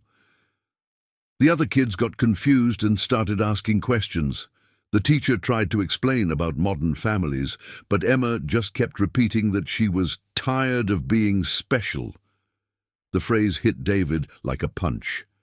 Emma had internalized the idea that her complicated family situation made her too different, a burden that an 8-year-old shouldn't have to carry. "Can I take her home now?" he asked. "Of course. And Mr. David, it might be good to consider specialized psychological support. Emma is an exceptional girl, but she's dealing with very complex emotional situations for her age." On the way home, Emma remained silent, clutching the stuffed bunny. David drove carefully, watching her in the rearview mirror and trying to decide how to approach the situation. At home, he made hot chocolate, the universal remedy for childhood emotional crises, and sat on the couch next to his daughter. "Do you want to tell me what happened at school?" he asked gently. Emma took her time to respond, staring at the foam of the hot chocolate. "The teacher was talking about how some animals have a dad and a mom, some only have a mom, some live in groups. And suddenly I thought, what is my real family?" "What do you mean?" David asked, although he already knew the answer. "Before, it was just you and me, simple. Then Dr. Sarah and Ethan came along, which was good. But now my Mom Jessica is here too, and I don't know where everyone fits in," Emma explained with the precision of someone who had thought a lot about the matter. "And the other kids started asking why I have 2 moms, and if you're going to marry one of them, and I didn't know how to answer anything." David wrapped his arm around his daughter, pulling her closer. "Emma, you know there's no such thing as a real or fake family, right? There's just family that loves you and takes care of you." "But it's all so confusing," she exclaimed, finally releasing the frustration she had been holding back. "My mum Jessica wants to be part of our lives, but she left before. Dr. Sarah isn't my mum, but she acts like a mum sometimes. You can't be dad and mum at the same time forever, and everyone keeps asking when you guys are going to solve our situation, as if we're a math problem." Emma's insightful analysis showed David how much she had picked up on the unexpressed tensions around her. The well-meaning questions from neighbors, schoolmates, and even family about when he would decide, or when the situation would normalize, had created pressure on Emma that he hadn't fully realized. "Honey, who's asking these things?" David asked carefully. "Everyone," Emma sighed. "At school, the kids ask if Dr. Sarah is going to be my new mom. Mrs. Johnson from the neighborhood asks when you're going to stop dragging your feet and just get married. And yesterday, Jessica, she asked if I wanted her to be a real mom to me again." The last piece of information made David tense. Had Jessica asked that question without him present? They had agreed that important conversations would always happen with David around, at least in the beginning. "What did you say to Jessica?" he asked, keeping his voice neutral. "I said I didn't know what real mom meant," Emma replied. "Because you do everything moms do. Dr. Sarah treats me like I'm her daughter, and Jessica, well, she's my biological mom, but I'm not sure she knows how to be a mom for real." The observation was surprisingly mature and touched on something David had also noticed. Jessica was genuinely trying, but there was a performative quality to her motherhood, as if she were following a script of what she thought moms should do. At that moment, the phone rang. It was Sarah. "Hi," she said, her voice carrying immediate concern. "The school called me. They had my number as a secondary emergency contact. How is Emma?" The fact that the school had called Sarah struck David deeply. Without any formal discussion, she had become such a maternal figure in Emma's life that she was listed as an emergency contact. "She's processing a lot," David replied, watching Emma play absent-mindedly with the bunny. "Can you come here? I think it would be good. I'm leaving the hospital now. I'll be there in 20 minutes. When Sarah arrived, she found David and Emma on the couch, the girl now calmer, but visibly emotionally exhausted. Sarah had brought Ethan, who immediately approached Emma with his characteristic frankness. "Emma, the school said you were sad about families," Ethan said bluntly. "Do you want me to explain my theory about families? It's based on set theory." Despite her fatigue, Emma smiled slightly. "Go ahead." Ethan sat on the floor in front of her, assuming his teacher posture. "Families are like mathematical sets. Some people belong to set A, some to set B, some to set C. But you can be in multiple sets at the same time.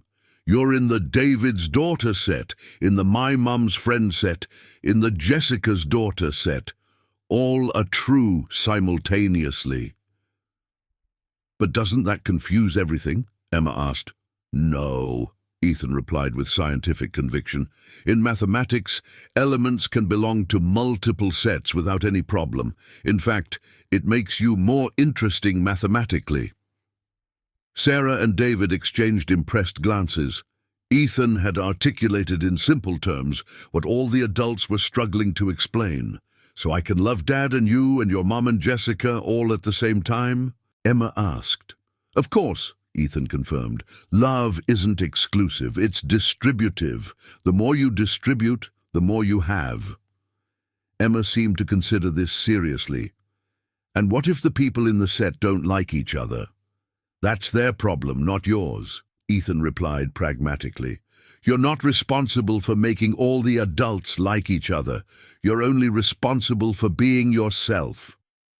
The simplicity of Ethan's explanation had an immediate calming effect on Emma. For the first time in weeks, she seemed to truly relax. "Ethan," she said, "you're really smart about feelings too, not just about planets." "Feelings are just applied neuroscience," Ethan replied seriously, making the adults laugh. Later that night, after Ethan and Sarah went home, David tucked Emma into bed. She seemed much more at peace, but there were still practical questions to resolve. "Dad," she said as he was turning off the light, "can I ask for something?" "Of course, honey." "Can you talk to Jessica about not asking hard questions when you're not around? I still don't know how to answer by myself." "I'll talk to her tomorrow," David promised. "And Dad?" "Yes?" "Can you ask Dr. Sarah if she wants to officially be part of our set? Because I think she already is, but it would be good to make it official." David smiled in the dark. "I'll ask her too." "And Dad?"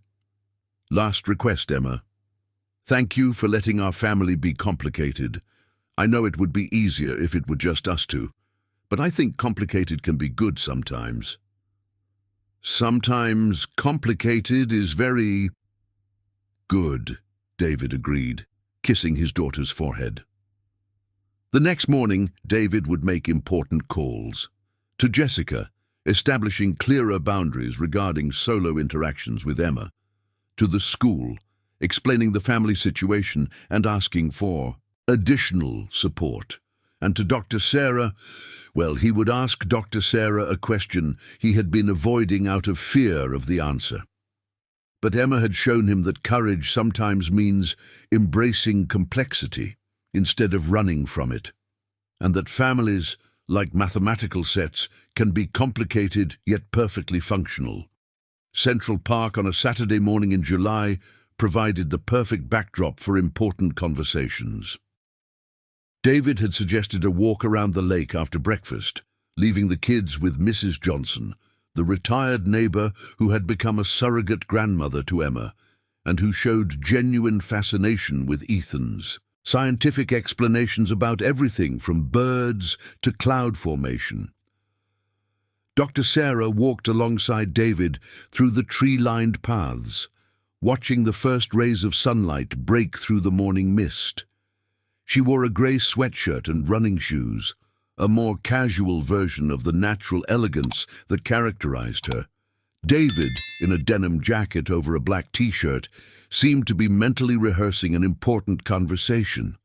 "You're especially quiet today," Dr. Sarah observed after a few minutes of contemplative silence, still worried about Emma. "She's doing better," David replied, watching an elderly couple feed the ducks at the lake. "The talk with Ethan really helped, and I spoke with Jessica yesterday about respecting boundaries." "How did she react?" "Better than I expected," David admitted. "She acknowledged that she was too anxious to make up for lost time and that it was putting pressure on Emma. She agreed to keep important conversations always in my presence until Emma feels more secure." They stopped on a small bridge crossing an artificial stream, the sound of the water creating a soft soundtrack for their reflections. "Dr. Sarah," David said, his voice growing more serious, "I need to tell you something. Actually, I need to ask you something." She turned to look at him fully, recognizing the tone he used for important matters.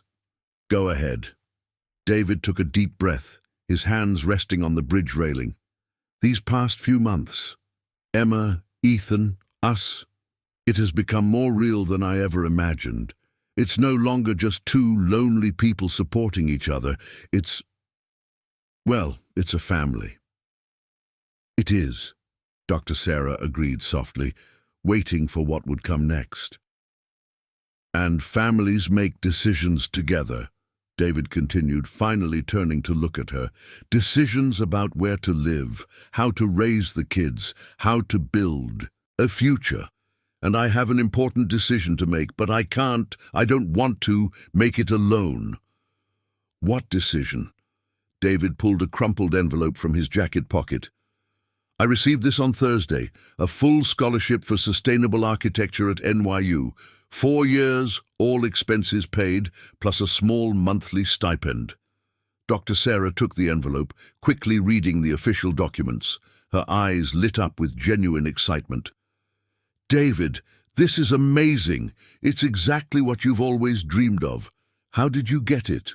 "Remember the doctor at the hospital where I work on the construction site, Dr. Smith? He has a brother who works in urban sustainability, and apparently mentioned my ideas about green building. The brother recommended my name to the foundation that offers these scholarships." "But you don't seem happy," Dr. Sarah observed, studying his expression. "What's the problem?" David leaned against the bridge, looking at the water below. "The problem is that accepting means 4 years of almost full dedication to studies. It means Emma would be with a nanny or in extended daycare most of the time. It means I would have very little money beyond the stipend. It means our relationship would have to survive 4 years of me essentially being a 42-year-old college student with no resources to contribute equally." "And you're asking me if I'm willing to do that?" Dr. Sarah asked gently. "I'm asking if you would be willing to do more than that," David said, finally looking directly into her eyes. "I'm asking if you would marry me, if you would agree to legally adopt Emma, if you would be willing to support me, us, during these 4 years while I build a better future for our family." The silence that followed was filled only by the sound of the flowing water and the morning birds. Dr. Sarah processed David's words, the magnitude of what he was proposing.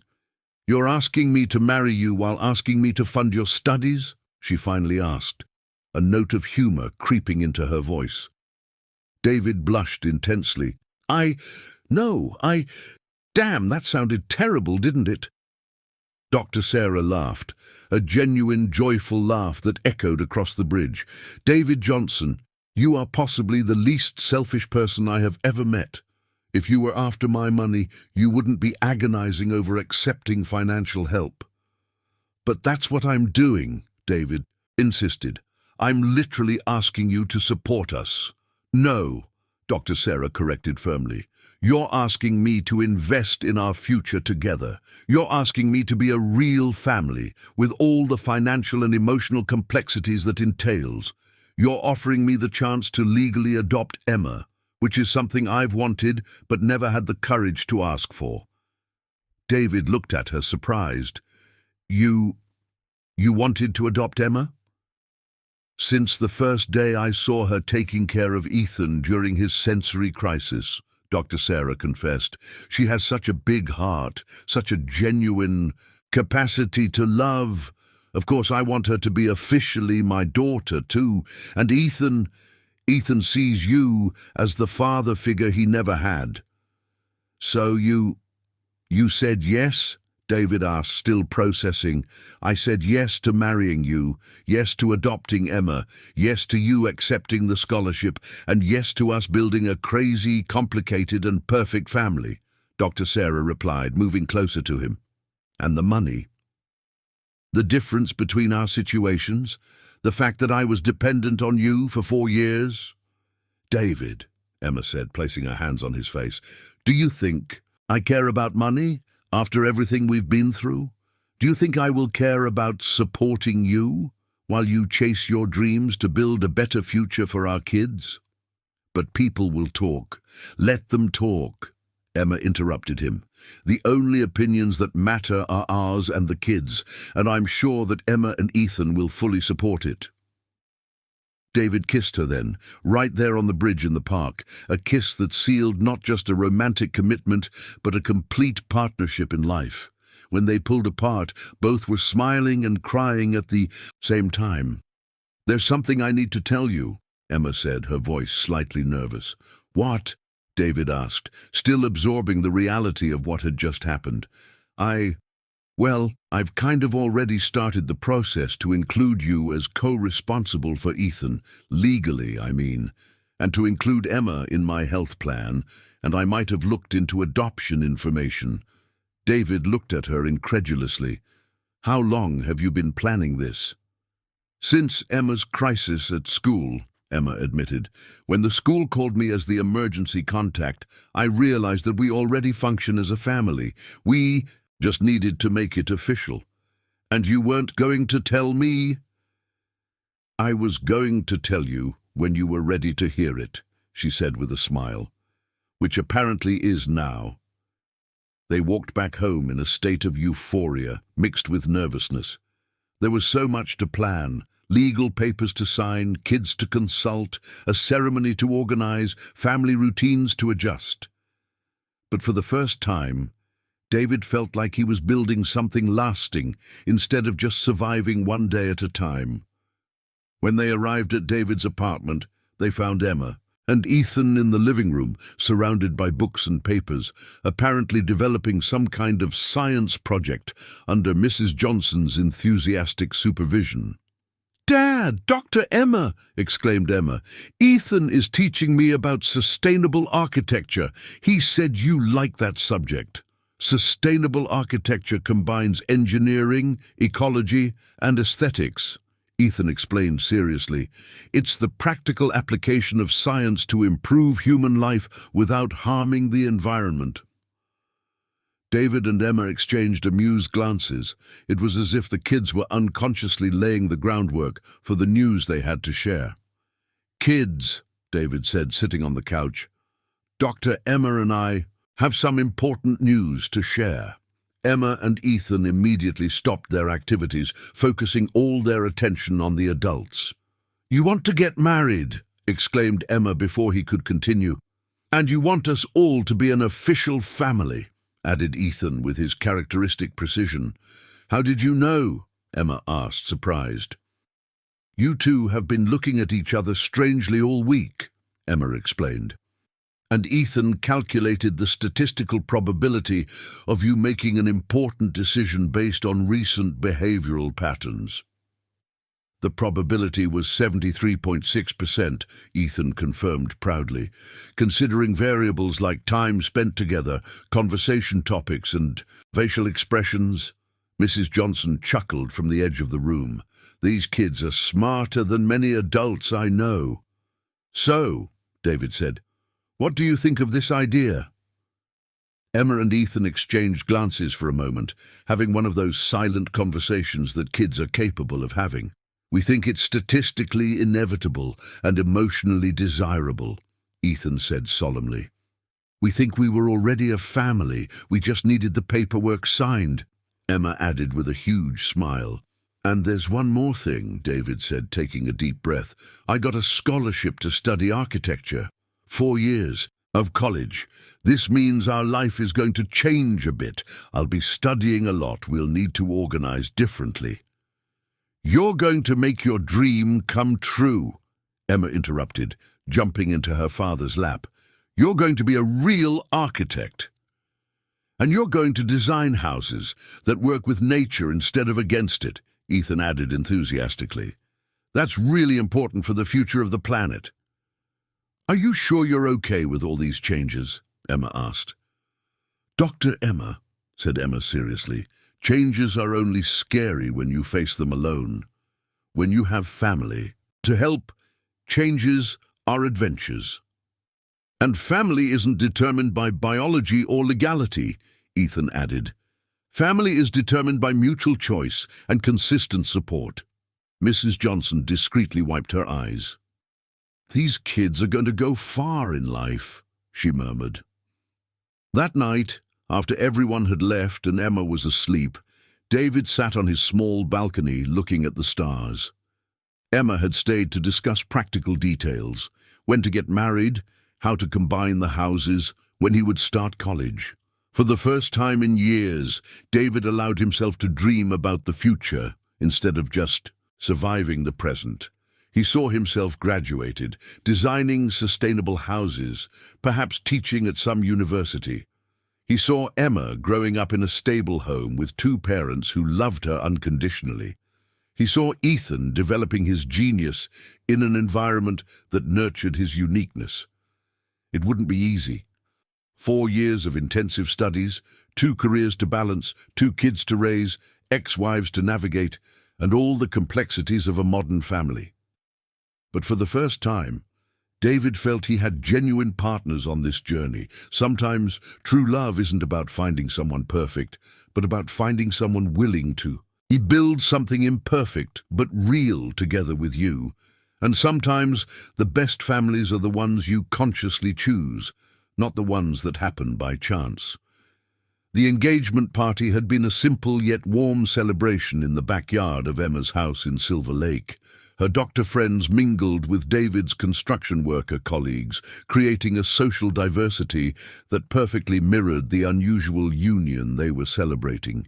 Emma and Ethan circulated among the guests like proud little hosts, she explaining to everyone how she had helped Dad choose Dr. Emma's ring, and he providing statistics on the success rates of marriages based on scientific compatibility.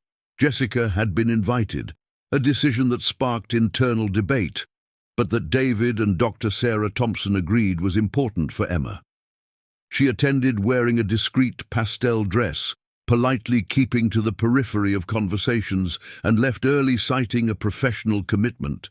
Her presence was cordial but clearly tense, especially during the moment when Emma asked all her moms for a photo together. But it was the following Monday that the real storm began. David was at NYU finalizing the last paperwork for enrollment. The semester would start in 2 weeks, when he received a call from his lawyer, Dr. Smith, a discreet man who worked in a modest office in Chinatown. David, we need to talk urgently. Can you come to my office today? The serious tone made David immediately cancel his plans. An hour later, he was sitting in the worn leather chair in front of the lawyer's cluttered desk. I received a petition today, Dr. Smith said bluntly, handing over a set of official documents. Jessica is requesting a review of Emma's custody. She claims that the recent changes in her situation, the impending marriage, the decision to return to school, create instability for the girl. David felt his blood run cold. She's asking for custody? Initial joint custody, with the possibility of full custody depending on adaptation, Dr. Smith explained carefully. She presented documents proving financial and emotional stability, a favorable psychological evaluation, and suitable housing. Legally, she has parental rights that have never been legally removed. But she abandoned Emma, David exclaimed, his voice rising an octave. She was out of contact for 3 years. Which makes the case complex, the lawyer admitted. But she claims she sought psychological treatment, changed her circumstances, and is now ready to embrace motherhood. And he hesitated. And what? She questions whether your decision to return to school prioritizes your personal goals over Emma's needs. She argues that a financially stable mother would be better for the girl than a student father financially dependent on a new wife. The words hit David like daggers. Every insecurity he had felt about accepting the scholarship, about depending on Dr. Sarah Thompson, about potentially harming Emma, was being used against him in cold, calculated legal language. "How much time do we have?" he asked, trying to keep his voice steady. 45 days to respond. "But David, I need to be honest. She has a strong case. Biological mother, demonstrated financial stability, arguments about drastic changes in Emma's life. A judge may consider that she deserves a chance." David left the lawyer's office in shock. How to tell Emma that the mother she was carefully getting to know again was now trying to legally remove her from her only known stability? How to explain to Dr. Sarah Thompson that their future together was being used as an argument against him? When he arrived at the apartment, he found Dr. Sarah Thompson in the kitchen preparing dinner, Ethan doing homework at the dining table, and Emma drawing planets in her notebook. The peaceful domestic scene cruelly contrasted with the legal bomb he carried. "How was school?" Dr. Sarah Thompson asked cheerfully, kissing him as he entered. "I need to talk to you," David said quietly. "Alone." The tone made Dr. Sarah Thompson immediately stop cooking. They headed to the bedroom, closing the door behind them. "What happened?" she asked, reading the tension in every line of his face. David handed her the legal papers. Dr. Sarah Thompson read in silence, her expression moving. Through surprise, indignation, and finally a cold determination that David had never seen before. "That woman," she said when she finished reading, her voice low but filled with controlled fury. "David, no," she interrupted him. "This woman abandons her daughter for 3 years, reappears when you finally find happiness, and now wants to use your courage to pursue your dreams against you. This is pure manipulation." "But she has valid arguments," David said heavily. "I will be financially dependent on you. I will have less time for Emma." Maybe nothing," Dr. Sarah Thompson cut in firmly. "David, you are talking about sacrificing your future, our future, for what? The fear that a judge might be swayed by superficial arguments?" "I'm talking about protecting Emma," David replied. "If I lose custody—" "You are not going to lose custody," Dr. Sarah Thompson said with conviction. "We are not going to allow it." The word "we" touched David deeply. Even in the face of a situation that would drastically complicate their lives, Dr. Sarah Thompson automatically positioned herself as a partner in the fight. "Are you sure you want to get involved in this?" he asked. "This could turn into a long and ugly legal battle. It could affect Ethan. It could affect your career." "David," Dr. Sarah Thompson said, taking his hands, "do you think I'm going to abandon you and Emma now? Do you think I'm going to let a woman who literally abandoned her own daughter use our love against us?" At that moment, Emma appeared at the bedroom door, clearly having heard part of the conversation. "Dad, why are you talking about my mom Jessica in custody?" she asked, her voice small but determined. David and Dr. Sarah Thompson exchanged glances. There was no way to hide from Emma what was happening. She would be directly affected by any judicial decision. "Come here, sweetheart," David said, sitting on the bed and reaching out his arms to her. Emma approached, climbing onto the bed between David and Dr. Sarah Thompson. "Did something happen with Jessica?" "Jessica, she thinks it might be better for you if she were your primary mom," David explained carefully. "She asked a judge to decide where you should live." Emma was silent for a long moment, processing the information. She wants me to live with her? Yes, David confirmed. And if the judge agrees, would I have to go? Emma asked, her voice getting smaller. We will do everything possible to prevent that, Dr. Sarah Thompson interjected. But yes, judges have the power to decide where children should live. Emma looked thoughtful again. When she spoke, her voice had a clarity that surprised both adults. Can I talk to the judge? Can I explain to him where I want to live? I want to live here. Why, sweetheart? David asked gently. Because I'm 8 years old. I'm not a baby, Emma said determinedly, and I know where I feel safe, where I feel loved, where I want to grow. Jessica is my biological mum, and maybe one day we'll have a good relationship. But you guys are my real family. Emma, David began, emotional. Dad, you taught me that family is who stays when things get tough, Emma continued. Jessica left when things got tough. You stayed. Dr. Sarah stayed. Ethan became my brother. That's family. And what if the judge decides you have to live with Jessica? Dr. Sarah asked softly.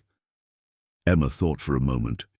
Then I'll tell her every day about you guys. I'll ask to visit all the time. And I'll wait until I'm 18 to choose where to live again. The maturity of her response broke David's heart. An 8-year-old shouldn't have to think about legal strategies to stay with the family she chose. You know what we're going to do? Dr. Sarah said decisively. We're going to hire the best family lawyer in New York. We're going to document every moment of happiness Emma has in our home. We're going to show any judge that this girl is thriving here, that this family works, that true love is worth more than superficial financial arguments. And what if we don't succeed? David asked.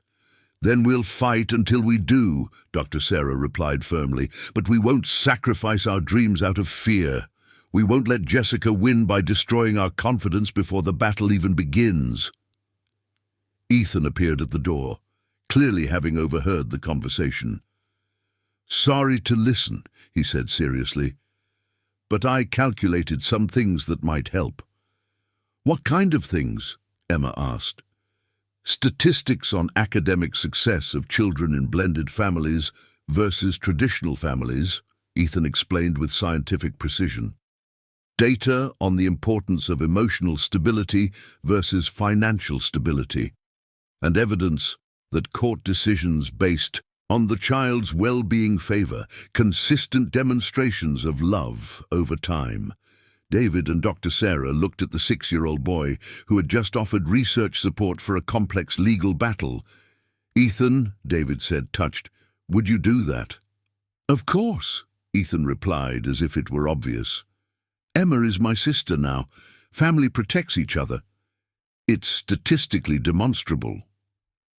That night, after the kids went to bed, David and Dr. Sarah sat on the small balcony of their apartment, planning their strategy. They were going to fight, not just for Emma's custody, but for the right to build a family based on true love rather than social conventions. Are you sure you want to face this? David asked one last time. I'm sure Emma deserves parents who fight for her, Dr. Sarah replied. And I'm sure our family is worth any legal battle. I love you, David said, taking her hand. I love you too, Dr. Sarah replied. And we're going to win this. Together. Sometimes when you finally find your true family, you have to fight to protect it. But when love is genuine and determination is strong, even legal obstacles can be overcome. The storm was just beginning, but David now knew he wasn't facing it alone. 6 months later, a sunny Saturday in January painted New York in golden tones that seemed to bless all of life's little victories. The garden of the house that David had designed and built in Brooklyn, his first project as a licensed architect, was filled with flowers that Dr. Sarah had carefully chosen to create an environment that was beautiful but also sensory, perfect for Ethan's special needs. The house itself was a testament to love transformed into sustainable architecture. Discrete solar panels powered an efficient heating, System strategically positioned windows created natural ventilation that eliminated the need for air conditioning, and a rainwater harvesting system fed the vertical garden that covered an entire wall of the living room. It was small but perfect. 3 bedrooms, 2 bathrooms, and integrated common areas that allowed for privacy when needed and togetherness when desired. Emma, now 9 years old, was running around the backyard helping Mrs. Johnson set up the tables for the Sunday lunch that had become a family tradition. She wore a yellow dress she had chosen herself, her longer hair dancing in the wind as she laughed at something Ethan was explaining about the physics of the wind spinners decorating the garden. Ethan, about to turn 7, had set up a small telescope on the wooden deck that David had built specifically for the boys' astronomical observations. He wore a shirt that read "Future Astrophysicist," which Dr. Sarah had custom-made, and his scientific explanations now regularly included observations about sustainable architecture, influenced by the projects he saw David developing. Dad David, Ethan called. He had started using this combination of words 6 months ago, creating his own way of acknowledging that David was technically a stepdad, but functionally a dad. Can you explain to me how solar panels convert light into electricity? I want to include that in my presentation about renewable energy at school. David, who was at the grill, a much more sophisticated version of the portable one he used on the balcony of their old apartment, smiled as he flipped the pieces of meat. He wore a shirt from the architecture program he had graduated from 3 months ago, with academic honors that made him proud but not surprised. The 4 years of study had been intense, but rewarding, balancing classes during the day, part-time work at night, and quality family time on weekends. "Of course I can explain," David replied, "but after lunch, when your mum finishes organizing the new office." Dr. Sarah was indeed inside, in what had been planned as the 3rd bedroom, but she had transformed into a specialized pediatric office. She had left the hospital 6 months ago to open her own practice, focusing specifically on children with special needs and their families. The clientele, David was quickly growing through referrals, and she had discovered a passion for helping other parents navigate the healthcare and education systems, just as she had learned to do with Ethan. "Sarah," David called from the open window, "Dr. Smith and his family have arrived, and I think I saw Jessica parking too." Today's party celebrated multiple occasions: David's graduation, the 1st anniversary of Dr. Sarah's office, and more secretly, the 2nd anniversary of the victory in the legal battle that had permanently defined Helena's custody arrangement. That battle, which lasted 8 grueling months, had ended in a way that no one anticipated. The judge, a woman in her 50s with extensive experience in family cases, had heard testimonies from everyone involved, including Helena, who had impressed the court with her clear articulation of where she felt safest and happiest. The turning point had come when Jessica, under questioning from David's attorney, admitted that her main motivation for seeking custody was to correct her previous mistake and prove that she had changed. When specifically asked about Helena's current dreams, fears, friends, and routines, it became clear that she knew very little about who her daughter had become during her years of absence. Helena, by contrast, had spoken confidently about her 2 families, the everyday family, with David, Dr. Sarah, and Ethan, and the visiting family with Jessica, whom she saw bi-weekly for lunches or outings. She had explained to the judge that love is not exclusive, quoting Ethan, and that she loved all her parents but wanted to live where she felt safest to grow. The final decision had kept primary custody with David, established legal rights for Dr. Sarah as a stepmother, and created a structured visitation schedule with Jessica that respected Helena's wishes. More importantly, the judge had declared that modern families require judicial flexibility, and the demonstrated well-being of the child must outweigh traditional conventions about family structures. Now, 2 years later, the relationships had found a surprisingly harmonious balance. Jessica had eventually recognized that forcing a dramatic change would be detrimental to Helena, and had channeled her maternal energy into being the special aunt who took Helena on cultural experiences and maintained regular contact without pressure. Helena visited her twice a month, called occasionally, and had developed a loving yet realistic relationship with her biological mother. "Uncle David! Aunt Sarah!" The cheerful voice of Alex, Dr. Smith's son, echoed through the backyard.